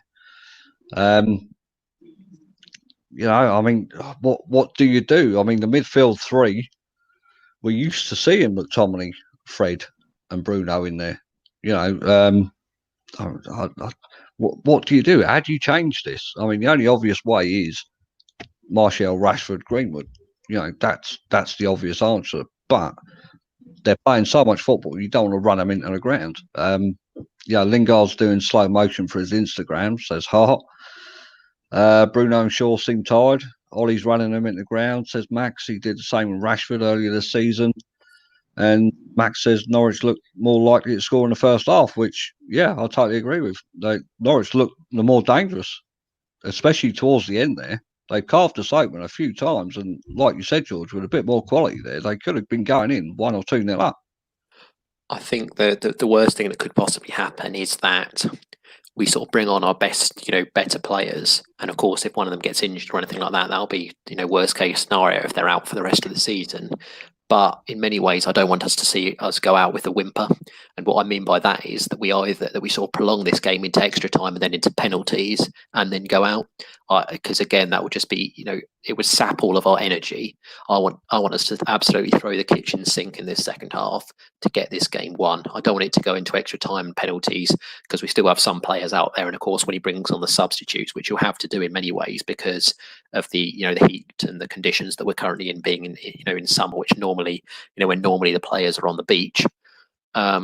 I want to, as I said, I want to see them try and win it in this second half. I don't want extra time. I don't want penalties. Again, we should be putting a team of Norwich's calibre. We should be beating handsomely every single time that we play them. There's no excuses, even if we are playing some of our squad players. Norwich are favourites to go down for a reason, favourites to be relegated, and we should be easily beating them. Well, this is the thing. I mean, if you look back at the cup run we've had, right, we had a replay. We played Wolves first, didn't we? Which ended 0-0. We had a replay against them. We beat them 1-0. Then it was it Tranmere? It was 5 or 6. It was Tranmere, yeah, which was like 5-0 or whatever it was. And then, maybe even more. Derby, wasn't it? After that, which was 3-0, I think. So it's not as if we've had a tough cup run into this. But I mean, this is Norwich. This is a team that's fucking dire in playing football. There's no two ways about it. They're fighting to stay in the league. They're not filled with top quality players. I suppose arguably the best player they got is Pookie. It's just it's slightly embarrassing because if we lose this game, I mean, you think of what the write-ups of the papers and all that are going to be. It's going to be absolutely terrible in here, absolutely terrible. And I can't believe that we got into this half time at 0-0. Right, Pancars got disconnected, so I've just had. Oh right, I thought you. So I mean, Pancars, I may get disconnected again. Yeah, go on. Yeah, I mean, Pancars, this 0-0 at half time here. If we get, are you even contemplating us being beat here? Could be. It could be. It may go to penalties as well, but yeah, we may go 1-0 down. We may go 1-0 down. Are you confident in this Man United team that's out there today? Right, if we go 1-0 down, they could overturn it. No, not in this B team we are seeing here, because I think Wan-Bissaka. I think if you put in Wan-Bissaka instead of Dalot, I think I would have been much more confident. But obviously, you need to rest players, and Dalot is not good enough as a right back. My opinion. But it just emphasises, doesn't it, about how bad the players are. You can't even turn on squad players to get through a game against Norwich, because that first half, there's no two ways about it. It was a fucking shambles to me. A team of Man United with Bruno in there, Igalo, and Mata, who should be playing really well creatively. This is Norwich. This is Norwich. This isn't fucking Manchester City, and we've created Look, I don't care what that stat says, mate. There's no way we've had 8 attempts. No way, right? No way. So Oh god. the only attempt that I can remember was towards the end. Yeah. But this team should be comfortably beating a team like Yeah. this. So what is the problem here? Even if you sort of amalgamated the teams together, for example, obviously the team that we're currently using as and who started this match and the starting 11 that Norwich are using, we should still have at least the majority of players, no matter how you argue it, and probably at least the vast majority of the players. If you, as I said, if you were looking to make a cumulatively the best team between the two, this is why, like I said, I feel like a lot of people will say that we only need sort of 2 or 3 players, and that's sort of widely spoken about in the media, that we only need 2 or 3 players in order to challenge for the biggest honours. But you've already seen, for example, with Manchester City's demise, that often they've been a shambles this season. And again, it's because they've got a lack of strength and depth and quality, and that's in the central defensive department, where obviously Fernandinho's had to sort of deputise there quite often. And again, so like I said, that's the reason why you need quality, strength and depth in absolutely every department in order to win the major trophies. Because again, City have got quality in midfield, as we know, plenty of options up front. But obviously in the defence, that's their sort of one Achilles heel. And again, it's sort of been proven in the Premier League that you can't have that. And that's why, like I said, we need at least 6 players, because you need strength in every department. And clearly, again, that sort of point is being reinforced or underlined by how badly the second string have performed tonight. Well, the team coming out here, Mason's still got a tracky top on, and Brandon Williams. Yeah. But I mean, mate, there's got to be. I mean, Jay Hart says here we're playing as bad as Arsenal in the first half. It's embarrassing, and yeah, I totally agree. I think if I've learned anything from that first half, it's the fact that Lingard is not a winger, a left winger or a right winger. Mata is definitely not the Mata that we saw before lockdown with his creativity and stuff. He's not created nothing. I think he's played a couple of balls over the top down the right hand side to Delo, and that's about it. Igalo's had nothing. Bruno's played some good balls through the middle. The crosses have been absolutely terrible. I mean, look at Lingard here. Look, it's almost like he's dancing, like break dancing on the pitch. It's a joke. It's an absolute joke. And there's no changes at half time, which I'm quite surprised. I'm not. But, no? I mean, obviously, we should be making a change. You're quite right. We should be making a substitute. But I'm not surprised that Ollie's waiting, because we've already seen against Spurs when he brought on, obviously, Pogba at only the hour mark, that he does like to wait. I mean, the thing is, though, right, I'm going to counter that, because when you see that first half, right, and you've played as bad as that, all right, you've had line share of possession, but you've created absolutely fuck all, right? Alarm bells must be ringing here, because he must be thinking, what was that? Was he onside? What? Yeah, that was a great ball in there by Fred. He was onside as well. Yeah. Oh, I mean, oh God. So already the difference here, he's told Bruno to make his runs in the box. Yeah, he's onside. He is onside. I'll give, and obviously I don't really like to give Fred too much credit, but that was a brilliant ball. That was a good spot there by Fred. Yeah. Seeing that run of Bruno. Just a shame Bruno couldn't. I mean, Delo, look, it's another high ball, and it just goes out. Yeah. There's something not right. Izzy, what are you doing, Don? All right, okay. All right, leave it there. I'll do it. No, all right. But I mean, straight away, United in the first minute. What was that? I think they've already showed more sign of an attacking threat there than in that first half. Completely. Yeah. I think Ollie might have said something. Oh, I'd hope so, mate. I hope he's fucking turned around and told him, like, to pull the finger out. Yeah. Because the first half, like I say, was absolutely abysmal. Nothing. I mean, Mata, look, he's running at full speed there down the right, and the Norwich player's just jogging. No. The Norwich player's jogging, and Mata is sprinting at him. And Unbelievable. Thank God for that. But again, that's Unbelievable. right hand side there because Mata can't keep up with him. People say Mata don't have legs, man, but I mean the pace, sprinting. Just look how easy it is for them to carve us open as well. Yeah, though. Delow is left there, Yeah. 2-on-1, because Mata just can't get back into position, and Norwich have got a corner here. This is the problem. Oh no. Oh, This is the problem. Is when there was always going to be a chance.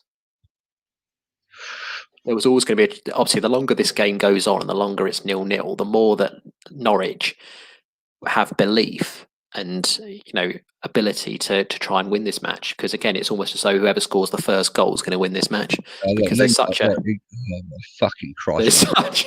There's such a lack of quality that as I said, whoever scores first, it's almost as though it's going to be a 1-0 no matter what.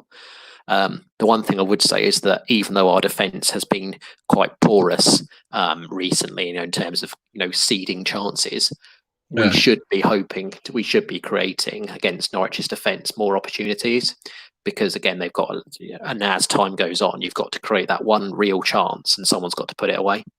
But again, not with balls like that. I mean, yeah, I think Ollie must be sat there. He's doing his fucking nut. He's got to be. He's got to be sat there thinking, what the hell is going on here? These are international players. They're paid a lot of money. And let's see, even Martial's laughing. Look, he's thinking, what the fuck is this? Max says Delow's crap at crossing. Delow is playing the wrong sport. He should be playing golf. Do you know what? I don't know what's happened to that kid, man. When he came in under Mourinho, I remember that game he had against Young Boys. The amount of balls he put in there into the box, it just needed someone to get on the end of them. But I don't think Tim Krul is dirty in the slightest. I've not even seen him dive. He's still got his shorts and socks are clean. I don't know where Pancars has gone. I think you have to re-add him, but he's not even going to have to, when the kit man or kit lady comes to collect everything, he's not even going to bother putting his kit in for it was just like, mate, you ain't done nothing. He'll just hang it back up on the on his peg in the changing room. Yeah. I mean, if you don't get a goal, nah. I can see this going to penalties or Norwich winning this game. Well, bit of good news here. Pogba's doing some lunges. That's exciting. Ollie makes subs too late, says Max. That shows how Pogba is important to the squad. Definitely. I don't want him to leave in the summer. Do you think he still might leave?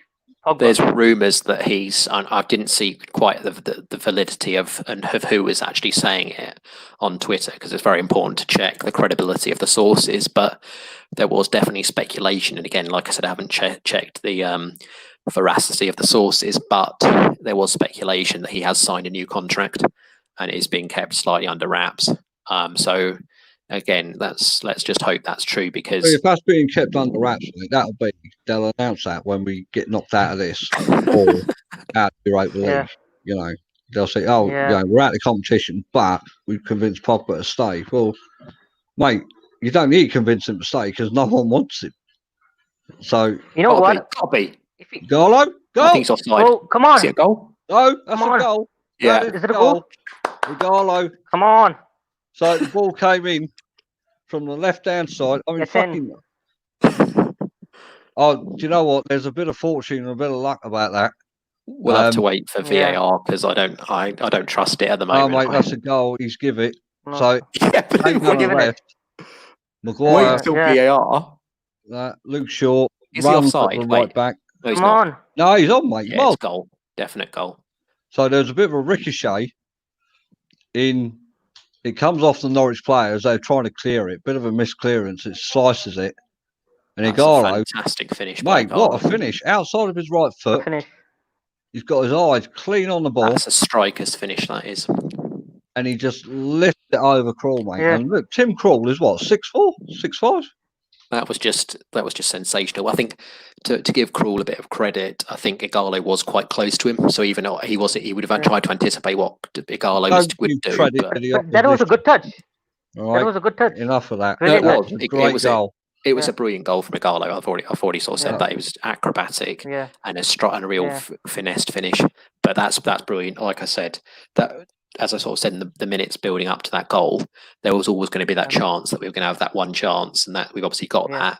And I also said as well that whoever scored first will win this match. So let's just hope that that's going to transpire. So Yeah. Jay Hart says Pogba's only getting ready for his date night with his lunges. Red Devil says Igalo, Miles onside, and Jay Hart says my African God. I'll tell you what, that's what I keep saying to people when about striker. You know, I want a striker that just stays in the area. I don't want a striker that moves about outside the box, looking to get involved in the game. Just fucking stay there, man. Stay there. And Yeah. perfect place, perfect time, mate. Just in front of the 6 yard, just behind the 6 yard box. Yeah. And very central, but fantastic. Jay Hart says, hang on, Red Devil says, get the low off. He's not really been involved, has he, so far? Everything's come down from Luke Catch Shaw's that. side. I do fancy Romero and keep a clean sheet here. I really do. I'm quite comfortable with Romero. I was just laughing because I could just have seen that sort of corner, occurring, and then a goal going into the net, and you going, "I'll be quite happy if he keeps a clean sheet." I think if De Gea would be in goal, we would be concerned. I think so. Yeah, I think if De Gea's in net in this game, you worry in case of a fumble or something, wouldn't you? But Jay Hart said Ollie's reaction. See, that's why we should have signed Igalo permanently. Do you know what? I do like Igalo's attitude because he loves Manchester United, and he's not worried about wages or anything like that. He said to his agent, "Just get it done. I want to go." I love to see that sort of attitude. But Bruno with the ball in it. That was terrible. He's got it. He's kept it in. Lingard. It's got to be. Oh, Garlo. Come on. Matters running. Look, poor old Matty. That was like. Come on, man. That was like an elephant running through treacle. That was terrible. Yeah. I can see Bruno goal coming in or assist kind of thing. You can see it coming. Well, the game's getting stretched now. Yeah. Because already I've seen more chances in this second half than I have in the first half. So I think now the game's stretched. Now you want to get on a couple of people with the pace. I don't know if Dan James is on the bench, is he? I don't. Do you know what? I'm not too sure. I don't recall seeing his name. I would have thought so, though, surely. Because we've got obviously Greenwood, Martial, Rashford. That's already 3 spots of the 9. Then you've got like De Gea, Fosu, Mensah, Williams. How many's that? That's already up to 6, isn't it? Yeah. Then you've got De Gea's on the bench. So you've got Pereira. Let me think about this. Pereira. That's a 4. So 5, 6, 7. So there's 2. Oh no, he can't be. I don't think he is, because if you think about it, I'll do the 9 for you now. It's De Gea, Fosu Mensah, Williams, Matic, Pogba, Pereira, Greenwood, Martial, Rashford. So that's I've not seen him. I didn't even see him walk out. Yeah, so James can't be. I'm pretty sure those. I mean, obviously, people in the comments will correct me because I can't obviously check whilst we're live. But I'm pretty sure that he's not even on the bench, because if those are the 9, then he can't. Obviously, there's not enough space for him. Jay Hart says, "Do we get Henderson back for the Euro League?" I ain't got a clue. Not a clue. Any info on that, boys? Pankos, do you know about that? Kylie, do you know? I don't know, man. I don't know either. That's not. I don't know. Really, I need to. I need to start. That'll definitely be for different shows and stuff as things progress. But I just need to start sort of reading up on different bits and pieces like that, because that's actually a very good question. Because obviously, ultimately, if we could use him, then we would. My thoughts would probably be that he won't be allowed, because I would have thought that you're only allowed to make players eligible within the normal transfer windows, if that makes sense. So, for example, if someone transferred in January or whatever, then they could obviously play in the Europa League. But because it's still technically an ongoing season, I don't think that Henderson can come back and play for us, if that makes sense, because he was already at the when this particular half of the season started, he was playing for Sheffield. He was obviously registered to play for Sheffield, and of course, Lingard is just running a blind alley here, man. What is he? And then just a terrible cross to absolutely no one, not even looking up, just in vaguely the right direction, and there's absolutely no one there, and it's sort of just rolled for a Norwich ball. Red Devil said James not on the bench. Wonder if it means he starts Tuesday. He probably will. And I think this was a reply to the Henderson thing where he says, "I wouldn't know, not that we'd use him anyway." I don't. EuroLeague. Great ball by Fred there out to Lingard, but you ain't going to do nothing with it. I would consider Henderson next season. I would as well, Pancake. I really rate him. I really rate him. What is happening? Yeah, because I mean Lee Grant is still at United, so I mean if Romero's quite happy being the number 2, then to De Gea, surely he could be number 2 to Henderson as well. You know, that we wouldn't have to put De Gea on the bench then for like the Euro leagues and Europa League and fucking cup matches. You know, but I do like, I would like to see Henderson giving a good crack at this. I think we have a good chance of finishing in the top 4 because I think Chelsea have Leicester to play. We have Leicester to play. If Leicester draw to Chelsea and we beat Leicester, the Leicester Chelsea game is the FA Cup tomorrow. Oh, it's not the league game. Premier League. That's I made exactly the same mistake. Unfortunately, I thought exactly the same thing, and then I suddenly saw that obviously it was the FA Cup, and I thought that makes it even less likely that Chelsea are going to, because Chelsea have now got. Obviously, we all thought they were going to lose to City. But now they've got not as easy a run in as we have, but they have got a relatively easy run in now. Only Liverpool, and as sort of Marcus said, now that they're champions, they're probably going to give their kids a run out, not even care, be on the beach or anything like that. So it's looking, and unless our only sort of like hope is that a lot of the sort of worst teams that play Chelsea, the sort of relegation fighting ones, actually get a result against them, because if they are fighting for their lives, but of course. We're also playing a lot of relegation threatened sides, so we're going to have exactly the same thing. We just need to hope that the relegation threatened sides are going to only turn up against Chelsea and then almost srt of roll out the red carpet for us. You know, Jay Hart has finally sold De Gea to invest in other players. I would be against that, you know. I really wouldn't. He's 30 this year. I was like, oh, hell, that was dangerous. Norwich, right hand side of our box, fired it. I don't know who it was. I think it was that Aaron's. And Maguire there again on the front post to clear it away. Oh, I can't even. What was that? No, mate, was I don't think Lingard again? Oh, it's Fernandes. No, it's Fernandes. Yeah, that was almost Lingard-esque there from Fernandes. It's terrible. Red Devil wants to see the subs coming on. There's 2 up there, isn't there? I think one of them is Mason. I think Mason's going to be the first to come on. Yeah, we need to bring Greenwood on now. You think? Yeah, I think to finish off the game, we need to bring Greenwood on. I feel he's going to score today. I think this would be a perfect. Obviously, James isn't on the bench, whether that's because of injury or what it might be for. But I think this is the perfect game to have Dan James for. Because Rashford. So obviously, Rashford's probably the quickest player that we've now got, sort of in our team. And Greenwood there, and Williams, and Greenwood as well. Right, so this is a good move. I totally agree with this. Brandon Williams will give us a little bit more down that left-hand side.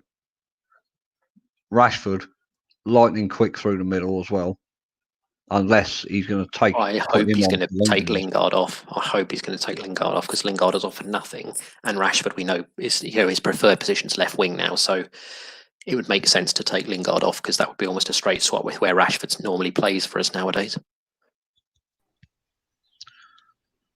Garlo's still offering a lot of stuff up front, and we saw that he's got that predatory instinct in front of goals that's seen as 1-0 up, so I wouldn't take Garlo off. Yeah. Handcuffs, mate. You keep coming and going.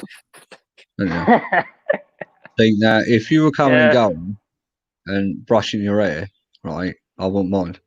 But you're not. Yeah. I mean, the connection in here is, I think, right, mate. Right, The bandwidth, yeah.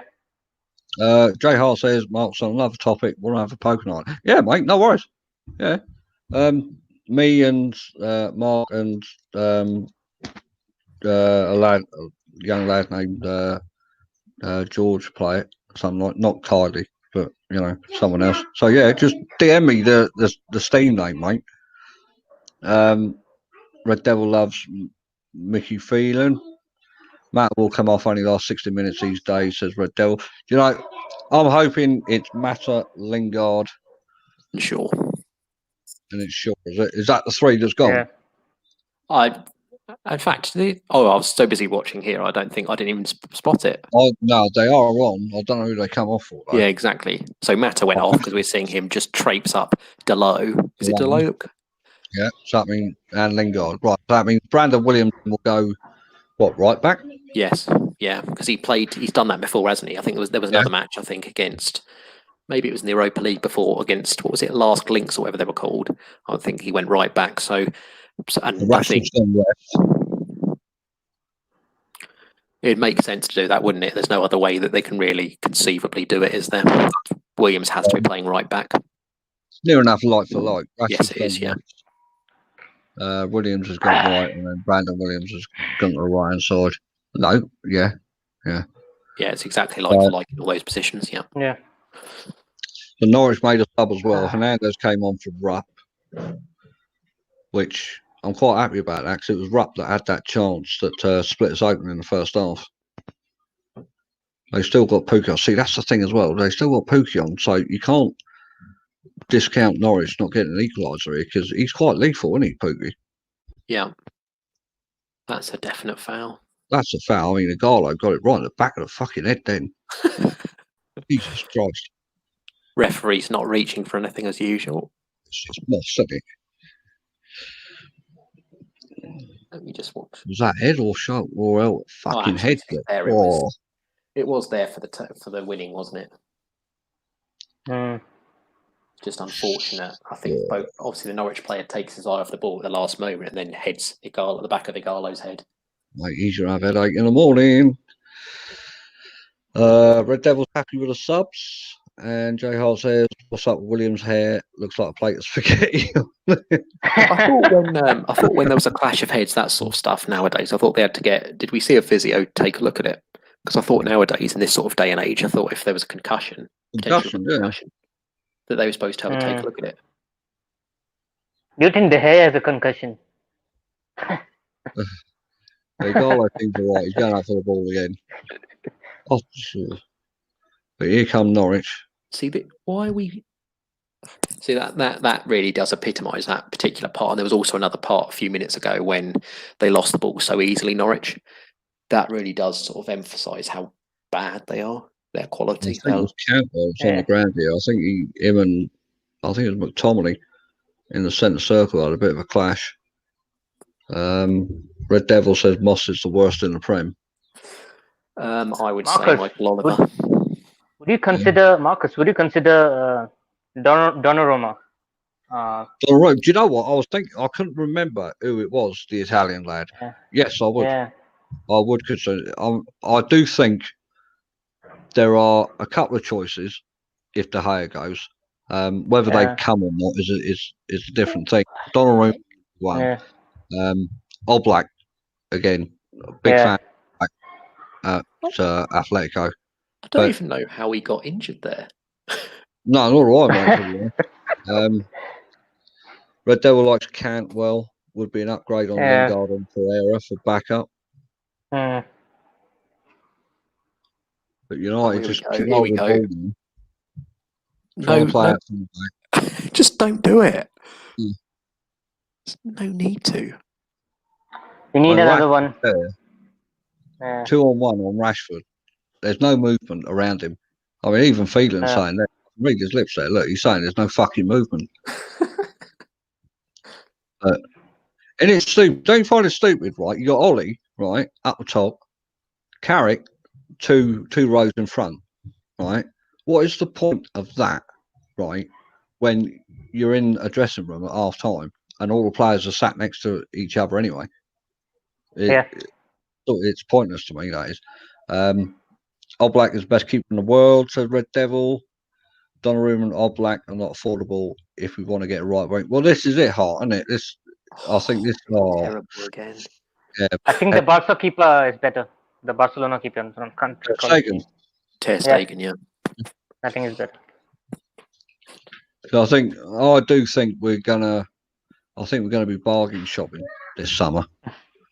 I don't think we're gonna go for Sam. We might be linked with Sancho, but I can't see us getting him purely because of the price.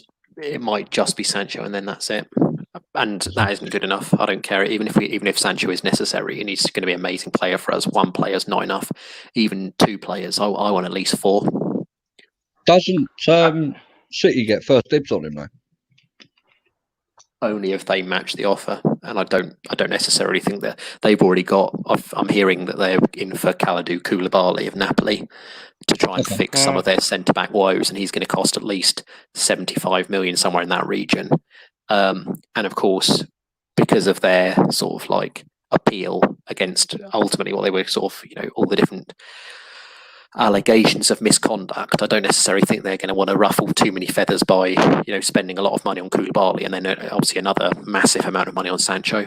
And of course, not only that, but also they've also got enough players block up front. Fred there, edge of the box. Mason tried to run it out away from the goal. Got caught by Cantwell. Cantwell lined up the shot on the edge of the D, and Fred just chucked his legs in front. But Norwich are starting to play ball now. Yeah. They're getting quite a bit of space out that right hand side. Mason's got it away, not very far though. But here come Norwich again, pissing about with it. Brandon Williams got in, closed him down.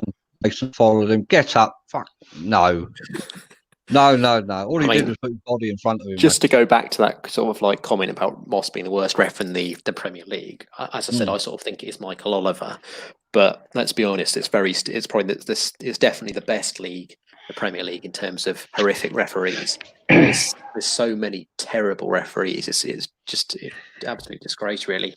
And John Moss and Michael Oliver are definitely up there as two of the worst. Well, Ray Hart says he would get. I'm going to try and say this. I think their man just blocked it on the line. Yeah.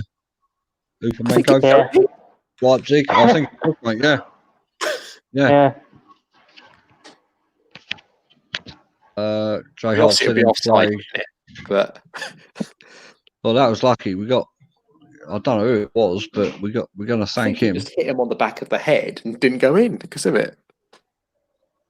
We'll need to see it again, but I'm pretty sure it was quite, because it's quite hard from obviously the camera angle that we're at the moment to see. But it looked as though it was heading dead in, and then it just hit the Norwich player on the back of the head and through and went back out again. We got just come out to the 70 minutes, and United bit of a bad patch here at the minute. Can't really get away. We're away now with Luke Shaw down the left. Got plenty of grass to run into. Ashford's there. So United just trying to slow it down there. They seem quite content now, George, with the 1-0. Well, it looks like at the moment Manchester United is trying to slow it down because I think they sort of sense that Norwich are, trying to push and they're trying to sort of run down the clock now. But we've still got about 20 minutes plus injury time left to play, so it's a bit early to start running down the clock. What we really should be doing is trying to get this second goal, which we had hoped that the introduction of Greenwood and Rashford would give us some more, an added cutting edge that would mean that we would score the second goal. Hopefully we do, but we've just seen in that moment that hasn't yet been shown again that Norwich are quite threatening. And it just takes one moment, one lack of concentration. I'm surprised. Oh, they are going to show it now. I think they're focused on the player. A water break here as well, and Norwich have made a sub. Here we go. Come off. Wait a minute. So the ball comes in. It's flicked. He's offside anyway. But is it going in though? No, I think that's. Let's have a look at this angle. Past. Wait. No, it's going wide, isn't it? Yeah, it's going wide, but he's offside anyway when he touches it. Jay Hart says, Georgie, there's Pankaj again. Pankaj, you got to stop disappearing, mate. Fucking internet. Sorry. Jay Hart says, Georgie, there's a reason why there are no English refs in the World Cup. Red Devil says, I bring Matic on, need a calming influence to sing this out. Do you know what? I agree with that, Red Devil. Yeah. Yeah, I would bring on Matic, and I would probably take off Fred now. Matic has been very good this season. I mean, since he started before the lockdown. Yeah, he's been good. Yeah, he has been. He was in a good bit of form. Yeah. Before the football stopped, and I think he's come back, and he has been pretty solid again. I don't think so. It might be a bit controversial, but I don't think so. It's going to be easy to replace Matic, because and it just shows how important a CDM is in the squad. So would you go for a CDM instead of Sancho? Because you saw against the game against Sheffield how important a CDM is, because in the midfield. Yeah, I was talking about this the other day. Yeah. I wouldn't go for a CDM. I really wouldn't. I think we can get another year out of Matic. We've got Gardner coming through. You've got Fred. You've got McTominay. I really think the priority for us is a striker. I really do. Yeah. I don't think you can rely on the strikers that we've got, because two of the strikers want to play out on the left, and another striker we've got is only here until another 5-6 months. So for me, I think a centre forward is top of the list, and I'm really surprised that Chelsea got Timo Werner for basically peanuts. And they have Ziyech as well, Yeah, crazy. Yeah, they got them two players, mate, with no competition from other teams at all, and that worries me a bit, because I think United just aren't looking at the right sort of people. Timo Werner, he can play central, he can play out wide, but wherever he plays, he scores goals. I think we are investing a lot of time in doing the Sancho deal. So we are allowing we are allowing Chelsea to get players like Ziyech and Timo Werner, because I think Man United would want Timo Werner. I mean, every club would want a player like Timo Werner. Yeah. Jay Hart says Pancars has gone again. Is he at an internet cafe paying by the hour? My Wi-Fi is shit at the moment. Wi-Fi is shit, Jay. Yeah. But it just look like they're hanging on here at the minute. Yeah. Norwich are seeing plenty of the ball. I would take a 1-0, Overrated. Would take a 1-0, to be honest. Jay Hart says Timo Werner's overrated. He's just another Torres and Falcao in the making. No. No. Oh my God, it's 1-1. 1-1. It's got in. You can see that coming. Campbell. Okay, no. So, complete fucking jam that was. I told you I could see Norwich scoring, but yeah. It's looks like it's going to be. He's got his head in his hands here. Looks like we're in for injury time. Bruno's got like a sarcastic smile extra time, I should say. But we did play. We're living dangerously here. So Brandon Williams just a bit of a balls up there. Fred doesn't really close down, mate. Maguire should be going out there. Maguire should be going out to close that down. I think Romero should save it as well. It is very well placed. In fact, he's a full stretch going for that. Yeah. And he's only a couple of inches short. That's a good finish. You know what? It's a good goal. Fred and Maguire should be going out and closing that. I feel sorry for Fernandes, man, because in the team he's playing right now, it's not good enough. I mean, he doesn't like losing as a player. Fernandes, he has that mentality, and he's disappointed. Bit of argy going on the touchline there, but he was. But for the last 5-10 minutes, Norwich were getting plenty of the ball. United have just dropped off since the goal. They got dropped off. Red Devil, Jay Hall says he'd rather get Icardi. He's only on loan at PSG. Yeah. Red Devil says controversial. I think De Gea saves that because he's got that extra height. But do you know what? I think he's probably right there, to be honest. Yeah, that's why Romero is a backup goalkeeper. I mean, I know De Gea is making mistakes and all, but if you look at Chelsea, Kepa, I mean, he's not had a good season. I mean, he's been Well, making you know, mistakes and all. So that's the thing with United at the minute. They're just trying to fucking yeah, walk it in here, right? yeah, Hart says Matic would have closed that down. I think he would have, mate. I do think yeah. he would have closed that. Fred Agree. was a bit sleeping on that, and Maguire didn't push out to close it. Rashford's trying Yeah, to run at them, but there's nothing happening. yeah, Um, yeah. Mum's in the kitchen, Hart, mate. So United Bombs in the now, kitchen. 13 minutes. Yeah, Is it right? Here comes Matic. This should have been done earlier. This one, he's took Scott off. yeah. I'd have put Fred off. I think this is going to penalties, my friend. Be ready. Is there extra time on this one? Yes. There is, Yeah. is there? Yeah. Right, Pogba's coming on as well. So So there this goes really Fred. does reinforce as well for me. Back who to the the midfield three that we had the other night. exactly. Yeah. I think So- we're going to win this game, and think Pogba is going to,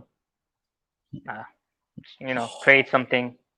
And But mate, how desperate is that though? How Yeah. desperate is that? You want to give these players a rest, right? And Yeah. you look at that team you put out, that first 11, you think, fuck, you can't even get past Norwich. Yeah. Shocking. And this just shows how bad the squad is as a whole. The substitutes, the backup players. It just ain't good enough at all. There's still a lot of investment that's got to be put into this team. I think the game against Sheffield is just papering over the cracks. Just because we won 3-0, and so Well, I think, I mean, they didn't have Henderson, did they? They didn't have two of their defenders. Yeah. What is the ref doing? Why is he in the way? Mate, Moss, get that. I mean, Matic already getting into the game. No, that was Mason, wasn't it? Lingard's off. I think we still need a centre back. I I think we still need a centre back, and I don't know what you think. And maybe obviously Sancho and 2 or 3 more players to improve the squad. Great ball by Pogba. Was that Pogba? Yeah, Yeah. straight out the Greenwood. Come on, man. Brilliant. Oh, Oh! I thought it was in. Come I on. thought that was in as well. I was just saying, brilliant goal, and then it just. Yeah. I thought that was in as well. Mason As coming soon in as from the Pogba right-hand comes in, side. you see the difference. It was a great ball by Pogba there, through ball, Yeah. out to Mason on the right, couple of step overs, comes in on his left. Mate, that ain't far off. Not from what I was watching there, but it's going. no, it's not far slightly away wider, at isn't all. it? Yeah. But that looked as though, for all intents and purposes, when we were at that angle, it looked as though it was flashing into the net. I thought that was top corner. I really did. This is, unfortunately, it's all sort of going a bit wrong, isn't it? In terms of now we're going to get the extra time. Now our better players are on, and now they're going to get increased lethargy and getting worn down even more with this busy schedule ahead of us and the potential of injuries. It's just really disappointing that our second string couldn't win. The plus side is they get the fitness levels up. But apart from that, I do think this is a bit of an embarrassment. I know anything can happen in the FA Cup and there's upsets and stuff like that. But that first 11, he's gone again. That first 11 should have been, like you said, Kylie, it had a really good chance of putting this game to bed in the first half. It's such a shame that we've had to bring on our so-called big guns to get something from this and to try and get us through. But Hart says this is going horribly wrong. This Campbell kid and Aaron's are causing all sorts of problems. But look at Fred. Look, well, I mean, to be fair to Fred, he does go to him, but Maguire just stands there. Maguire's very static, isn't he? That's his problem. Yeah. That is his major weakness, isn't it? It's just very static. He doesn't make any effort to stick a leg out or get his body in there or anything like that. What was that? Oh, if they score now, I'm going to go. Oh, you cannot be serious. No. Oh, Romero, what great punch out that was. So another. I think he should have caught it though. I think it's a bit for the cameras, isn't it? Even so, mate, you got to clear it, ain't you? I mean, if he don't get to that, mate, that Drimich or whatever his name is, that's a tapping. There was a game in, I'm pretty sure it was Euro 2004, somewhere of that region. Again, I think it was when England were playing Portugal side, so it was either Euro 2004 or World Cup 2006, when the commentator referred to, I think Ricardo was his name, the Portuguese keeper. He kept on punching the ball whenever the ball went, over for a cross or anything like that. He kept on punching it instead of catching it, and they referred to it as the intercontinental punch. And that's the sort of like an example of what Romero is doing in terms of you find often certain play styles will be, within certain countries as to how they're brought up into what style of play they play. And that, as I said, that was very much a sort of what they refer to as an intercontinental punch. Like United need to get that is just terrible as well. I can't believe that. That's Fernandes. If he's onside, is he onside? Yeah. Yeah. Where the fuck is Luke Shaw? Oh Christ! Oh no! No! Oh my how God! Bad can you be? What is going on? Come on, mate. Even Romero's saying, is he offside? I'm sure he's offside. What? He's miles offside. Yeah. The linesman. He's offside. Look, what's Bruno Fernandes doing at left back? Come on, man. I don't understand how the linesman's missed that. That is a disgrace. And straight away, they're on the attack again. Come on, Brandon, get it out. Like, United are hanging on here. I'm not liking this. This is even Ollie's concerned. He's wandered down. Obviously, he's going to do some shouting. Yeah.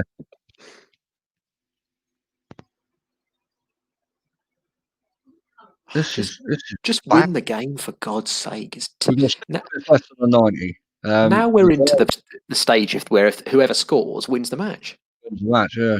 Look at that. Great tackle, Brandon. Get in. Get rid of it, Bruno. Bad was that? This side. Oh, this side's going to give me a heart attack. That was so bad. Jeez. Come on. It's like slow motion. It's that bad. Great tackle from Brandon Williamson. Fantastic tackle, tracking that runner. And that, again, that runner, Maguire or Bailly should be tracking that. Come on. Here we go. Come on. Just score a goal and we've won the match. Let's get out of dodge. No, do not shoot. Give it a Pogba. Pogba just taps it on to Luke Shaw. See, look, it's no. That is not a foul, ref.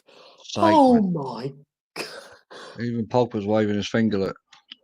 See, now look at this. Look, attempts, right? We were 8-0 in the first half. Now it's 11-10.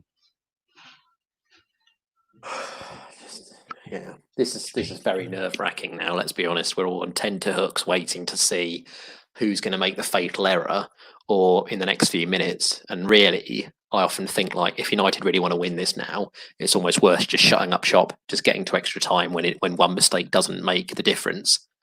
I don't want to see us conceding in these last few minutes from going gung-ho. I want us to try and use a bit of game management, attack when necessary. Have you used all 5 subs now? No, I think we've used 3, haven't we? Just 3. Yeah. Yeah. One shot on target, says mate. And that's the goal, isn't it? Thing is, you worry for people like Luke Shaw and Bruno, Igalo. They've not played. I mean, Luke Shaw and Bruno's played 90 minutes every game. No, don't do it, Maguire. Don't do it. Bailly is injury prone, so he's a bit of a risk. Come on, man. Come on, lads. This game is just I think that's what often happens, isn't it? I sort of said that I didn't necessarily think the FA Cup was very important, but when you're actually watching the match and it's your team on the line, it suddenly becomes so much more vital and integral for us to win. And the way that the match is just sort of with the loose passing, the lack of fluidity, it's just incredibly frustrating. Have we used to? Who were the other two then? Who do we have on? We have Rashford come on, don't we? Williams, Rashford. Oh no, we Williams. did. We have used all 5 because we've got Rashford, Greenwood. Red Devil says we get a 6 if it goes to extra time. Okay. So he would whack on Martial. I think, mate, you'd have to, wouldn't you? The 6th one I wanted to whack on is Ole Gunnar Solskjaer. Yeah. Max would go Martial for Fernandes. Not been Martial's down there. Look, he's out warming up. Well, looks well. I'll say warming up, looking. I don't necessarily think we should make that 6th sub. I think for me, Fernandes has sort of dropped off in the second half. His passing's gone a bit wayward. I don't want us to see us make the 6th sub until at least the second half of injury time, of extra time, I should say, if it goes to it, because I don't want us to. You're making it extra time. You want someone who can take a penalty, don't you? Yeah, as well, just in case. It's got to be. That is a blatant red card. That is a blatant red card, ref. Surely that is a red. Yeah, red card I've ever seen. That was disgusting. So a red card from Norwich. That is the least. You can't argue about that whatsoever. That's the most cynical, despicable act of cheating. Around him as the last man as well. Bruno just flicks on beautifully, and then look at this. This is like a rugby tackle. Yeah, that is absolutely disgraceful. Off you go. No need for a VAR check. That's the most blatant red card I've ever seen. You fucking cheat. Get off. Igalo was through there because he turned him as well. It's not a penalty either, is it? It's a free kick. We need a Bruno Fernandes special here. But that is George spot on, mate. A blatant red card. Someone's warming up. I think that's still Martial warming up down there. Is it a penalty? No, it's not. Sorry, no, it's not. It's free kick. Do you know what? Outside. He hasn't even put the ball where it took place. I thought it was dead on the line. Do not please score this, Bruno. Just score, Bruno. Just score, Bruno. Get on target and score. I'm worried here because Rashford's over it as well. So I'm wondering if he's going to lay it off and let Rashford belt it. Poor free kick. Luke Shaw, no one's at the back. Anyone was at the back post, that would have been a tap in. This is so bad, Marcus. I can't even. It's a corner, I think. I don't even know how he's given a corner. I'll never see that. It's not a corner, is it? No, who did that touch? Oh, Luke Shaw had the shot and it went right across the face of goal. Right. That was so blatant, though. And to be honest, though, if I was a Norwich fan, I'd have congratulated him for doing that, though, because it's kept them in the game, hasn't it? Stopping the goal, yeah. So Cantwell's going off and Tribal's coming on. What a name, Tribal. I think Herrera got sent off in the FA Cup, didn't he, for doing the same thing at some point? Yeah, like hacking someone pointlessly and mindlessly. And obviously, there's that famous thing of when Ole Gunnar Solskjaer got sent off against, was it Blackburn or something like that, when they were going through and just totally side. Something like that. It's got to be. But corner. No, Maguire's been pulled down there, I thought. Luke Shaw. Look at the high balls coming in, look. So Pogba got a shout from Bruno. Lay it off to someone, man. Rashford is surrounded by yellow shirts. Come on, Matic. Look at the two on the right, Matic. Come on. Luke Shaw. Igalo is just so good, though, isn't he? He's just... Even on the one where we should have scored, obviously before he got held back, his striker's movement and he's fantastic, mate. The way he holds up the ball is absolutely fantastic. I think I saw Pankos come back and then disappear. I've sent him the link anyway if he wants to come back in. But Bruno, are you having to send him a link every single time that he drops out, or do you use the same one? No, I'll keep on sending it. Mason coming. Mason's, apart from the shot Mason had as well, he's not had much of a... The one thing I don't want to see us doing now, though, is pushing too many people forward and getting caught on the counter. Brandon's running in around the back. We've got a man spare now. Just use it. Just work them into the ground and then score. But don't move everyone up. Pogba, ball into Igalo, laid off Pogba. Just too short. Bruno's got it again. chipped over the top. That is just That. totally on Some of the different. passing Bruno's done in the second half has just been a bit. I don't want to say lazy, but they look like they're really lethargic passes. Rashford had spent too much time on the treadmill instead of in front of goal. Mate, that was evil. Yeah, every time I watch that, I get so angry, even though I know that the correct course of action was taken with the red card. It just makes me so angry, that sort of blatant cheating. But like I said, if I was a Norwich fan, I'd be congratulating him for doing the right thing for his team. You take one for the team, don't you? Yeah. Sort of thing. But how that guy has got the audacity to protest that. If they, So Norwich have got a throw here. So 6 added minutes. If Mate, they where did score, that come from? Marcus, if they score when they've got 10 men, I'm done. I'm not even joking. Where does the 6 minutes come from? No one's been injured. Oh, jeez. Get rid of it. Oh, what is Great happening? tackle, If they, Marcus, I can't even watch. So, mate, at the minute, you're looking at just getting through to extra time, aren't you?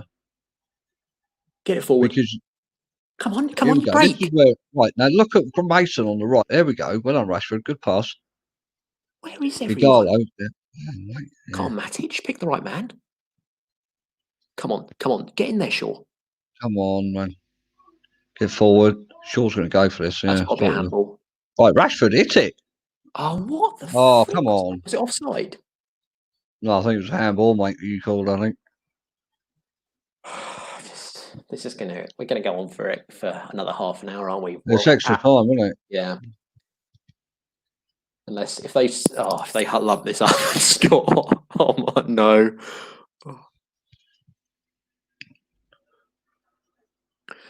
I can't believe I really can't. The first half was so disappointing. The second half's been so much better, but still not.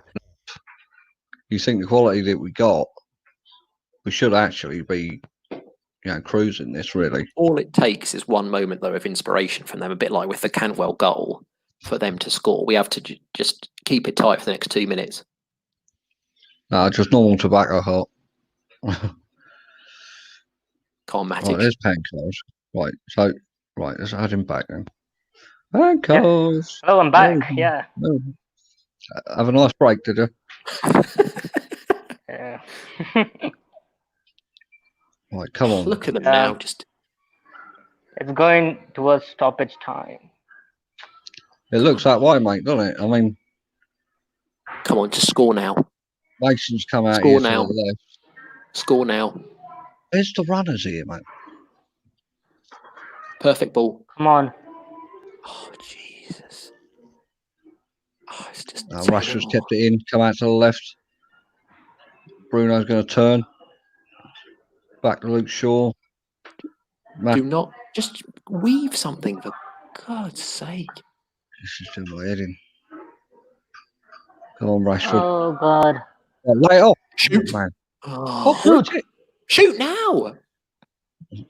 Come on. It's just so bad. What is happening here as well? They're trying to walk it in. Oh, God. It's injury. It's extra time, isn't it? This is absolutely terrible. Just shoot. What is that? Just lump it in. Do not shoot. Yeah, don't shoot from there, Bruno. Whatever you do. But, mate, they're just Come fucking on. around. They're It's trying to got a make big the Come on. Oh, he saved it. It's back in. Oh, come on, man. Oh, it's offside, I think. That's Is it a corner? Man. No, offside, I think. Offside. You've got to start a 24-hour charity string for Pankos. They're up to 10 men. Come on, man. Oh, this match. I've become almost sort of unintelligible. Well, we're definitely on for extra time. I can't even speak. It's been that bad. Definitely on for extra time. I won't say what I'm going to say about the title of the video in terms of the fact that we've gone this long so far, just in case I'm tempting fate. But it looks like the bots have got the message, shall we say? Yeah, good. I mean, by the way, Camp was moving. I think he went off because Pancard. That was a good save by the keeper. Norwich keeper. Good save. That was. Pancard, what you got going on in the background? Just wait a second. It's can't do anything about it, man. That was background. What is it? I didn't ask you to do anything about it. Television. Oh, right. I didn't ask. I didn't want to know what was happening, mate. I thought he was having some sort of party or something. I think what all we need to sort of say about that last 10, 15 minutes is that it's just not good enough from United. We've only created one major chance, which Igalo obviously could have potentially scored, and then they've obviously got their player sent off. But in those last, since the sending off, we've just not created enough. Although Norwich are defending with every man behind the ball, we still should be creating, and someone needs to take a chance or a shot. Not as far back as Bruno had when he thought about doing it, from about where he got fouled just now, as we see the replay. But anywhere sort of in and around the box, just shoot, just take a chance. There's too much of this war. It's almost like Arsenal, after they became really sort of terrible under Wenger, just trying to walk the ball into the net, and you can't do that against banks of defenders because it requires everything to be too precise, and any slight mistake. Right, that guy Closer protested against that red card. What was there to protest against, mate? It's the last man. You blatantly fucking balled him to the floor. Hart says that you can see grey hairs coming on you, George. And Hart says Pancard is getting the Wi-Fi from an Indian market. But yeah, I mean, just watching some highlights here. The Igalo goal on the 51st minute. So I come from the left-hand side. Luke Shaw crossed it in. A missed clearance, and Igalo, great composed finish there, just put it over the top of Tim Krul. But there was 1, 2, 3, 4, 5, 6 Norwich players there. Do you know what? That's really strange. Three of the Norwich defenders went to the ball and just left Igalo unmarked. They've got no excuse now, though. This team. They've got to win in extra time. Do you think it might go to penalties? Yes, 100%. You think so, Carly? Yeah. Yeah, because at the moment, you'd hope that we'd have enough with the extra man to create something and then score from it, and then be able to defend properly against 10 men, because then you've got an extra man in defensive actions as well. But ultimately, it's been a really shambolic and diabolical performance from the boys thus far, and I can scarce believe really that we're going into injury time. Into extra time, I should say, because Norwich were there for the taking. And again, we've almost in patches, they've looked like prime Barcelona. We've made them look that way. And as I said, obviously we just haven't created enough to warrant winning either. So that's probably the most disappointing thing, is the fact that this game really has deserved to go into extra time, because both sides have been very equal and Norwich have played their part. Right. Right. I think that's Rodney in the chat. Rodney, do you want to come on then? Can I add you on? I'm not too sure. Yeah, he wants to come on, I guess. No. Yeah. Well, seeing as Pancard is always muted, then Pancard. I mean, I think we can only have 3. I'm not too sure. Okay, I don't know. Let me see. Maybe 4. Let me see if I can invite him. Where are you, Rodney? Where are you?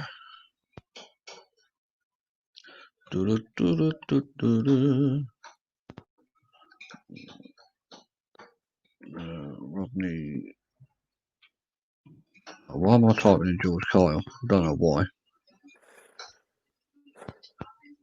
I'll search for people or groups. Yeah, I'll search people.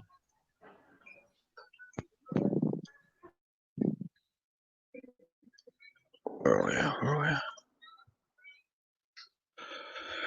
Oh, so. Oh, how the heck has he not put his a chance straight away? Pogba should have thrown his head at that.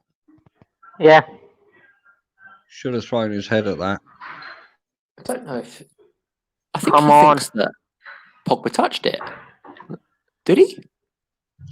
I'm not too sure. I think he did. Yeah, he did. Yeah, just he couldn't did. direct it well enough. Let's get Rodney in. Come on. Oh. Goal Right. almost. Link's been sent, Rodders.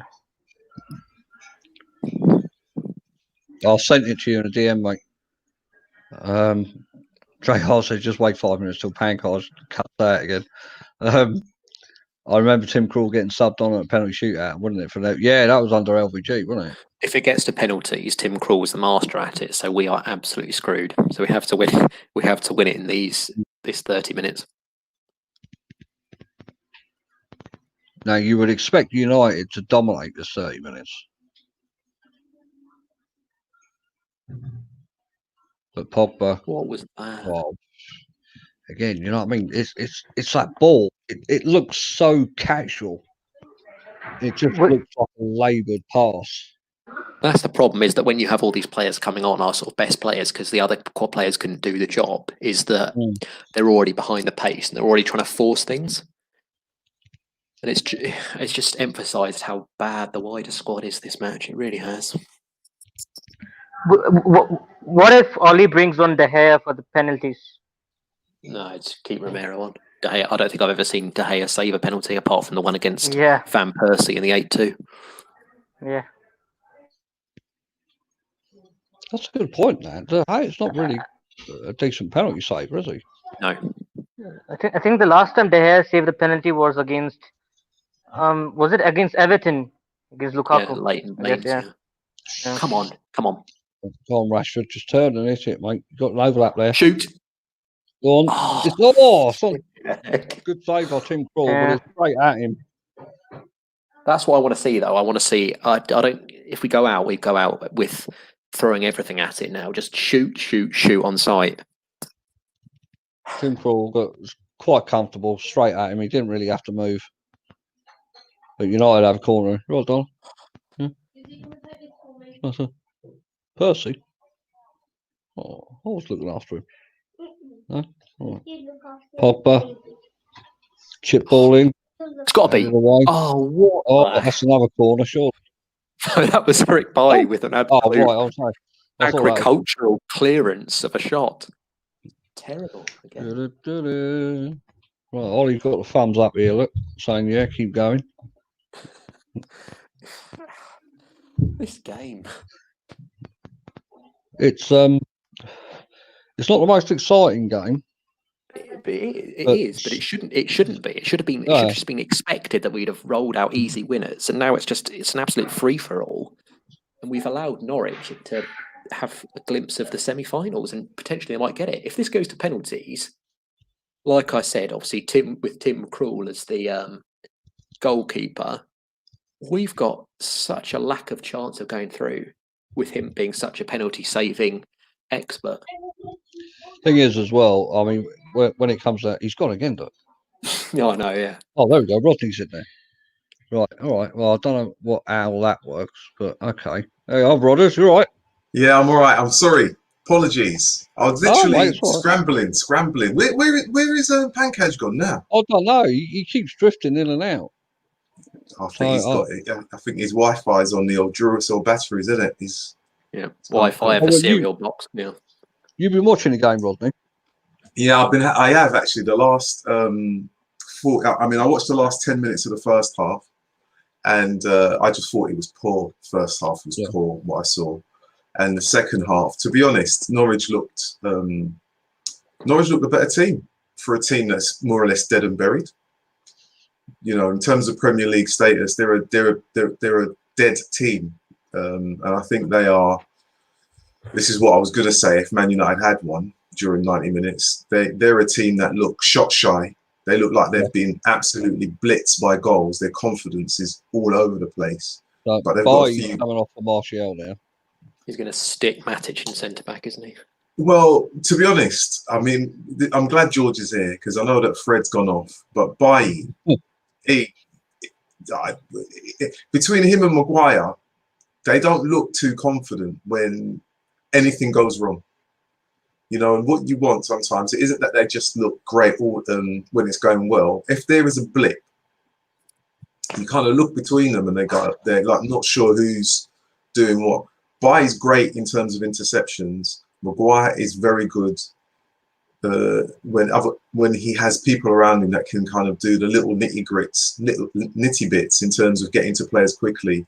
But when he's isolated, it does stand out. And as for the goal, I wouldn't even blame Romero for the goal. I would say to both Maguire and Fred is that you got to stop the shot.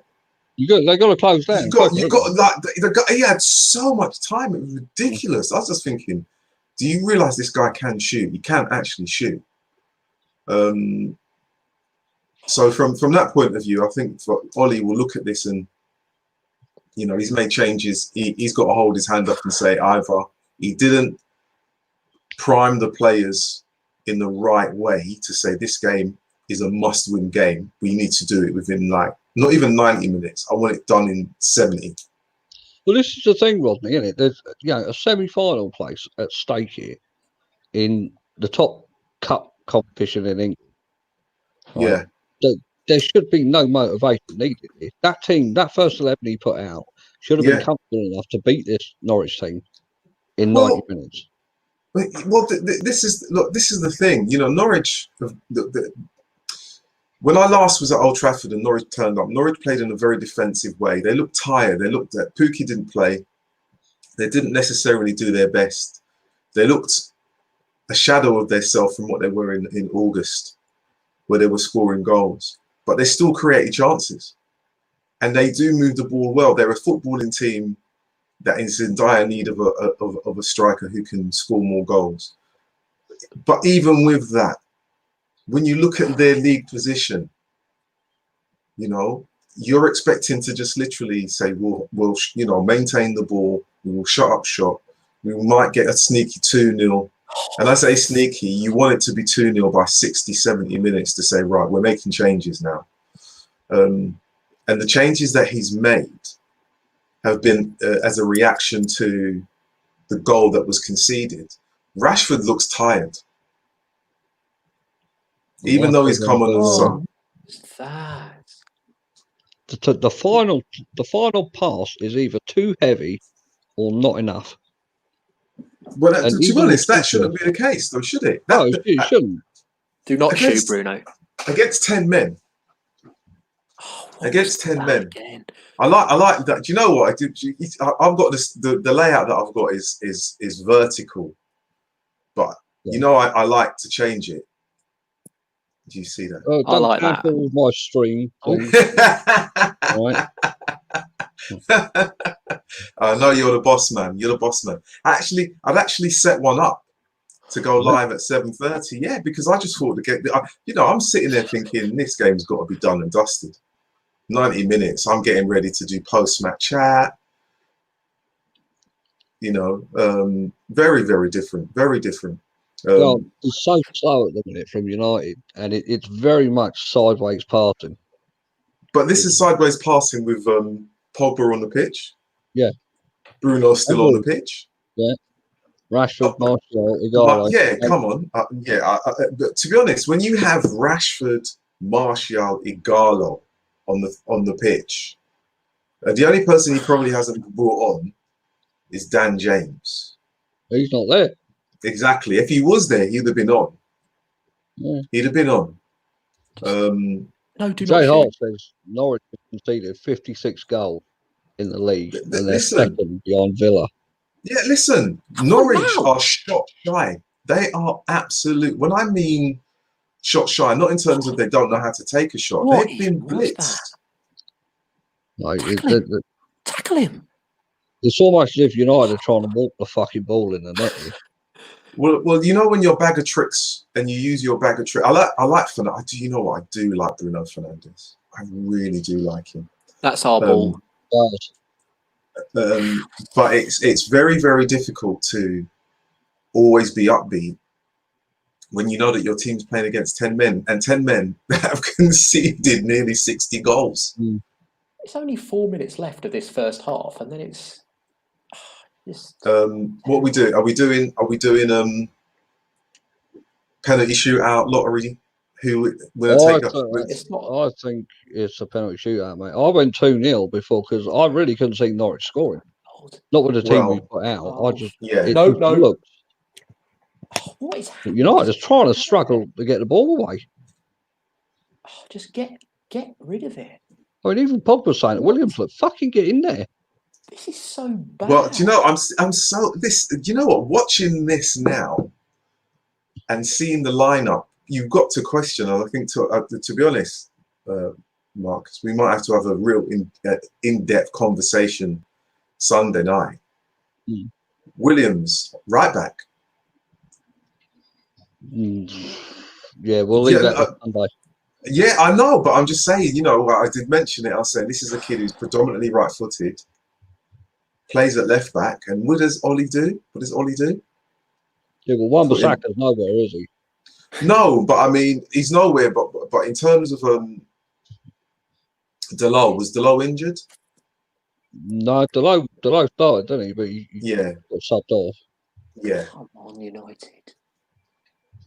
But this is, I mean, to me, it's Brandon Williams that looks the fittest out of a lot of them, and Mason. It's so bloody. Mason's on the ball now, just rolled in. What was that? Martial just can't get it under control. And then here comes Norwich with 3-on-3. Pogba's jogging back, nowhere to be seen.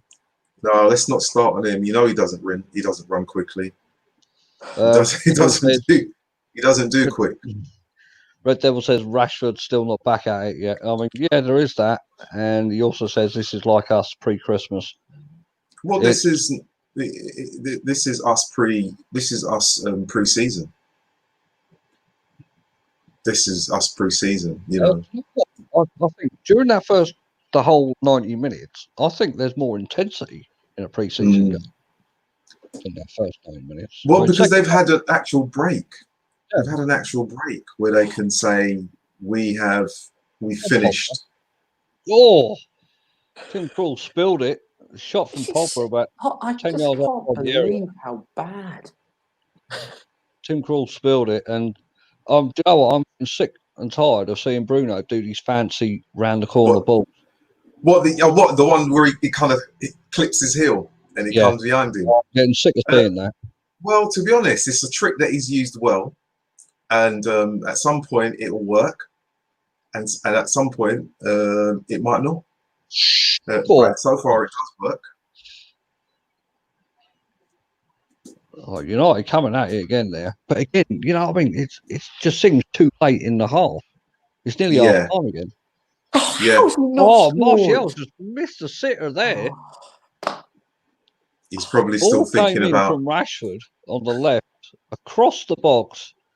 Martial should have got his foot on that and just going out on penalties. You know, whoa, calm down now, George. Going out on penalties. We don't do that. We don't mention that at all. We don't do that. We don't do any of that stuff. I've just come from the future in about half an hour. You've got what? I said I've just come from the future in about half an hour. Come on, this has got to be a goal. Did I squeeze out Pankaj? Is he gone? I don't know. I think he's gone. Rashford, the ball again, the layoff. It's just slow.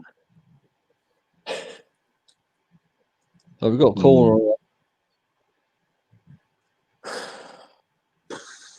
Now Bruno's complaining about the ball boy.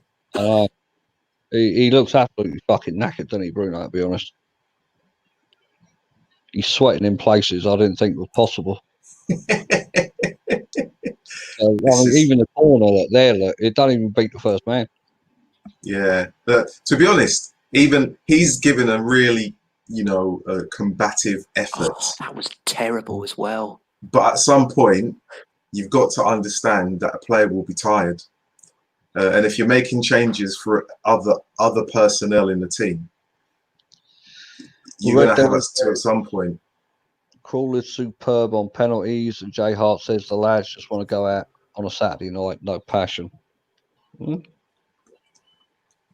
Yeah. Well, I'm glad you're here, Rodney, because now it's half time. Yeah. You can do the talking. Well, let's be honest. It is a difficult game to watch.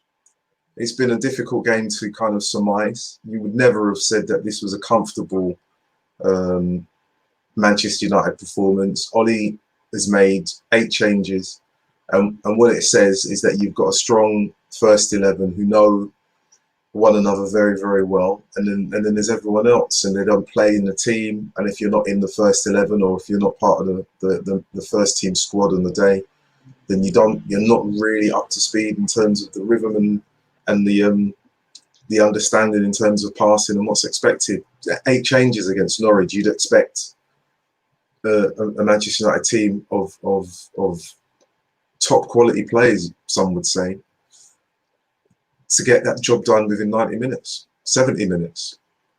And we're now here, extra time, extra time, half time, extra time. You just don't understand, with the firepower that they have, why this game isn't done and dusted. But United just simply have not been good enough, is it? I think. But even with if you take, for example, just with Rashford coming on, there's an expectation that Rashford is going to go in behind the space and he's going to attack the space, and everyone now understands his game. But even when they understand his game, he himself has to be on form. He looks tired. He looks like he needs, and even though they've been away, he looks like he needs a break. Playing football in June and July is like World Cup. You have to be World Cup fit. But the thing is, right, I mean, George, they've had 3 months break. Right? Yeah. They've had a couple of games already leading into this. They've had, the warm-up game from, they've had, 11v11. So shouldn't they be, George, up for this? Or are we just like making excuses here? Is lockdown just an excuse for this piss poor performance? It's just an excuse, isn't it? It's quite. I'm almost speechless as to how bad it's been. Really, it's just been such a lack of ideas. We all thought and hoped that the obviously second string team that Ollie had put out would be able to beat Norwich. They should be able to on paper. The quality's all there. It's just a real lack of effort, a lack of surety on the ball, composure, lack of any sort of poise or any sort of clinical nature or any precision in any department of the game. And it's just been such an abysmal performance for United. And we've obviously now put on a lot of our first team, but they're all sort of struggling to come up to the pace of the game. And again, they're now, with all these extra minutes, no matter what, even if we go through, they're now putting in an extra, almost like a whole match almost, because of the extra half an hour and extra time into their legs. And again, we're just having to rely on obviously the same sort of 15 players, let's say, of the squad of 22, whatever it is. Certain players just simply aren't good enough. And it does look like, this is probably the worst thing, is that it does look like it's an omen for how we might potentially struggle against some of these worst teams, who are playing in the Premier League now. Because if they sit deep, we've just got no way to break them down. Look. So Red Devil says this is why we're nowhere near the top, because to go from Wednesday to this is ridiculous. So there's no consistency in there. Max says if it goes to penalties, he thinks we'll lose. Yeah, with Tim Krul in goal. Yeah. I think, when you look at the players that are out there, with Tim Krul and that. Yeah, and you know what? To go to Max's point, when it goes to penalties, everyone's involved in, aren't they, in terms of penalty takers, even though those that have been subbed off. Yeah. But Jay Hart says they've been playing for the Euros anyway, so there's not really an excuse. Well, there isn't an excuse, but there is this thing, the momentum that we talked about after the last game, where they would take this performance on. What? Bruno. take this No. That just performance sums on. up Bruno's performance, doesn't it? That is wild, rash, and just. No, I've got to say, mate. I mean, for me, Bruno's been a bit disappointing today. His passes have not been the same. He's been trying that round the corner flick one too many times today, and it's not really come off. I don't think Lingard's done himself any favours. I don't think Delo has done any favours. I think out of the backups, I think the only one really that's done anything and that has been pretty steady, I think has been Bailly, to be honest. But even his partnership with Maguire If they doesn't score look from solid. this, It's questionable. But I mean, Bruno just, he's had to do that because he's absolutely fucking knackered. You see that. But right. Well, Bruno took the yellow card there. Right, you have to look at your team as the manager and say the personnel are tired. He played against Spurs, right, all game. He played the following game, all game. Bruno didn't need to start. He rested Martial. He's rested Rashford because he knew they were tired. They played that game at 6 o'clock. That day was hot. That was hot. That will take it out of you. I don't care what anyone says. come on, take it out of you. Count him now. Sorry? Bruno started every game since he arrived. Yeah. He started every single game. And don't get me wrong, he's but I mean, in terms of the return, you would probably say, you know what, I will have you come off the bench if things are going bad. What it says to me in terms of the performance, the players that were removed, like Fred, like McTominay, will probably start to ask themselves questions as do they have a first team place in this team? If Bruno and Pogba and Matic are going to be there and thereabouts. I mean, this is the tail end of last season. What will happen next season is another thing. But with regards to this game, it is an indictment on them. For me, McTominay got too involved with the Cantwell. There was a little bit of verbals, and I think he didn't keep his eye on the game. And out of the two, I would say that Cantwell is probably slightly more technical, but McTominay, I don't know whether we got rattled by him, but in terms of, he got involved in something he didn't need to. And I would not have expected Ollie to have taken him off, but he did. Jay Hart says here, we need a Fellaini in this situation. Yes, Hart. We need a big man. Listen, Fellaini was the answer to a problem no one could actually prescribe or write down. He was... Because if he is the answer, what is the question? That's the thing here, right? Because you're looking at this and you're seeing all the fancy touches on the ground. They're not actually lumping it into the box here because we've got no one really that can do them. Because that's not the United way. But we fucking need that. How the hell he saved that? Just had a header saved by Tim Krul. Oh, he's turned into from the prime Buffon. No, listen. Tim Krul was always a good keeper. He more or less saved Newcastle many Look at times. this. How has he saved that? Oh, right. Many times. He's definitely kept Norwich in this game. I mean, that, again, is the only chance, apart from Pogba's in the first half of extra time, that we've created. And this is against 10 men. Yeah. We're trying to play our way through instead of we got fucking 3-4 strikers on the pitch. You got Pogba and Matic as well. They're quite tall. Lump it in there. Get in there. It's not their game. It's not their game. That was Fellaini's game, but that is not their game. Gotta be. Come on. Oh, that is terrible for Bruno. Again, look at the pass again. This is penalty. It might not be the game, but it's needed in situations like these, like Hart said. When plan A don't work, we don't have plan fucking B at all. I can't believe he saved that. And as unpretty as it is, you need to have that. I think every team needs to have that. Well, I think right now, if there was a player that Man United needed right now, and it'd probably be the player that went off for Norwich.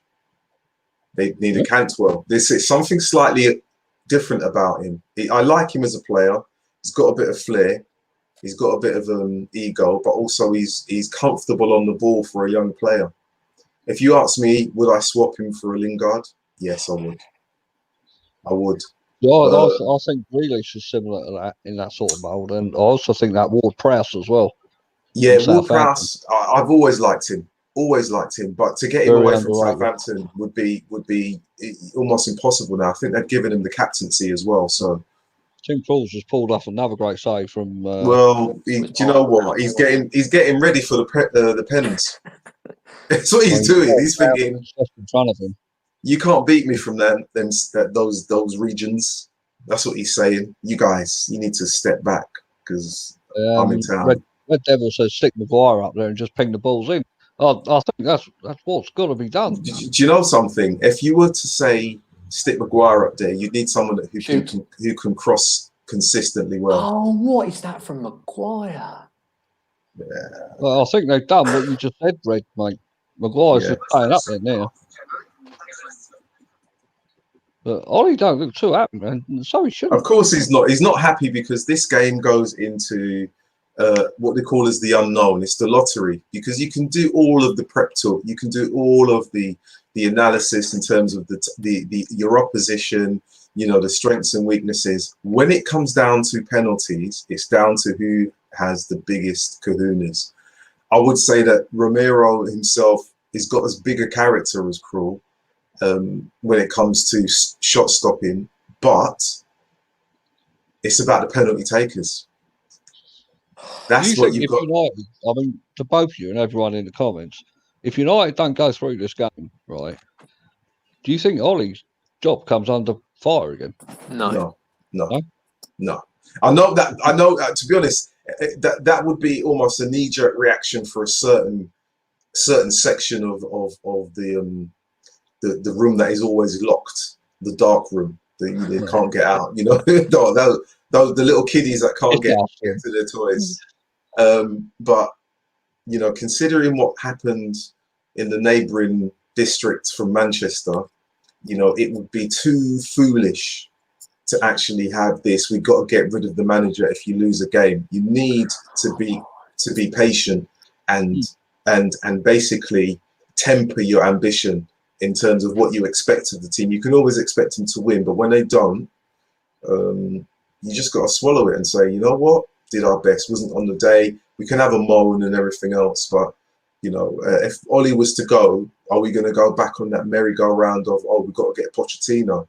Who for me is just a prettier version of Ollie. He just hasn't won anything. The tactics are so terrible, aren't they? What we're to try and break them down every single time, it's just sideways passing around the area, just outside the area, and then just a lofted ball, which the Norwich centre-backs can deal with all day long. Yeah. To be honest, when you play against 10 men, they're just thinking, we're shutting up shop. We are doing Custer's last stand, and we're not letting anything in at all. Which doesn't matter. Like Norwich have done the job, haven't they? Of course. They're doing what 10 men would do, so you can't really argue with that. Of course.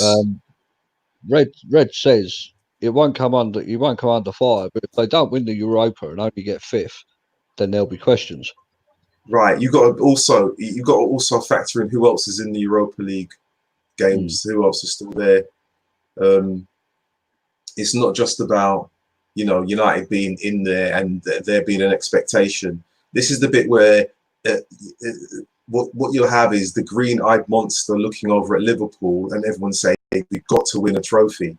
That's the problem, isn't it? That is the problem. I'm telling you, you know, what Liverpool have done, it will have an after effect here. Oh, listen, people are looking over their shoulder because you remember, we've had conversations for such a long time, Marcus. There were people that would slag off Klopp, and these are the conversations that happened on a certain channel, you know, slag off Klopp, talk about his teeth and everything else, but then say 2 or 3 weeks later, this was the manager they should have got. Yes, Maguire,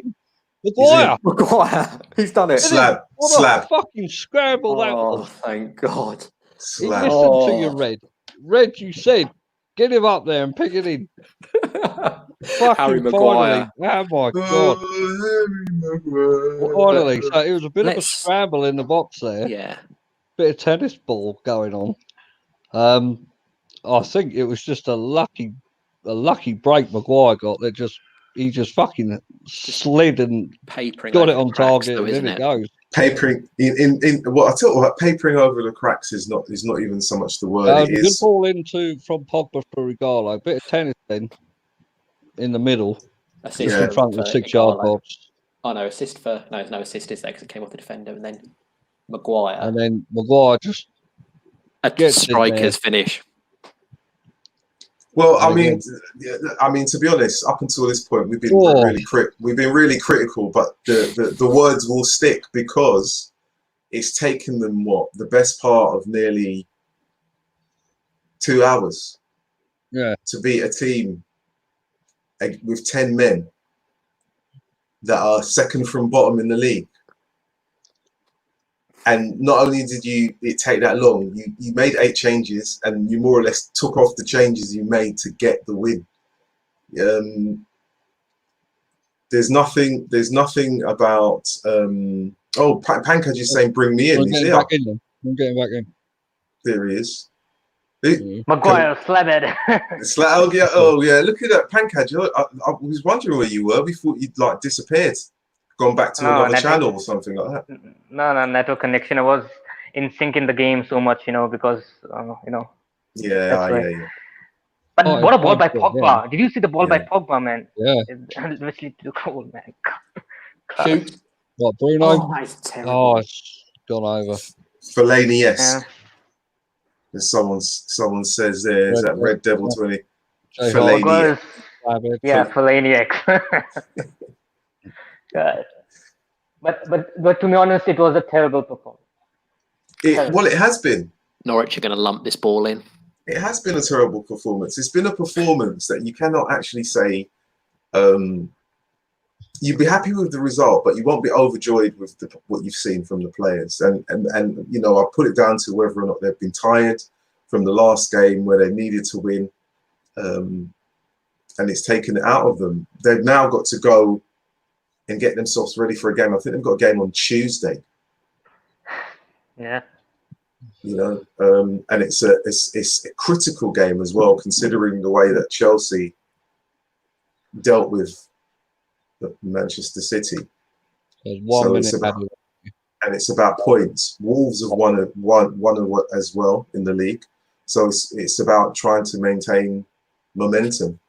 I think it's safe to say we won. Well, yeah, you know what? I'm just waiting for the whistle. It's a struggle, but I'm gonna say my man of the match today. He hasn't played the full game, but I was quite impressed with him as an individual. Was Boyd, I think, for me.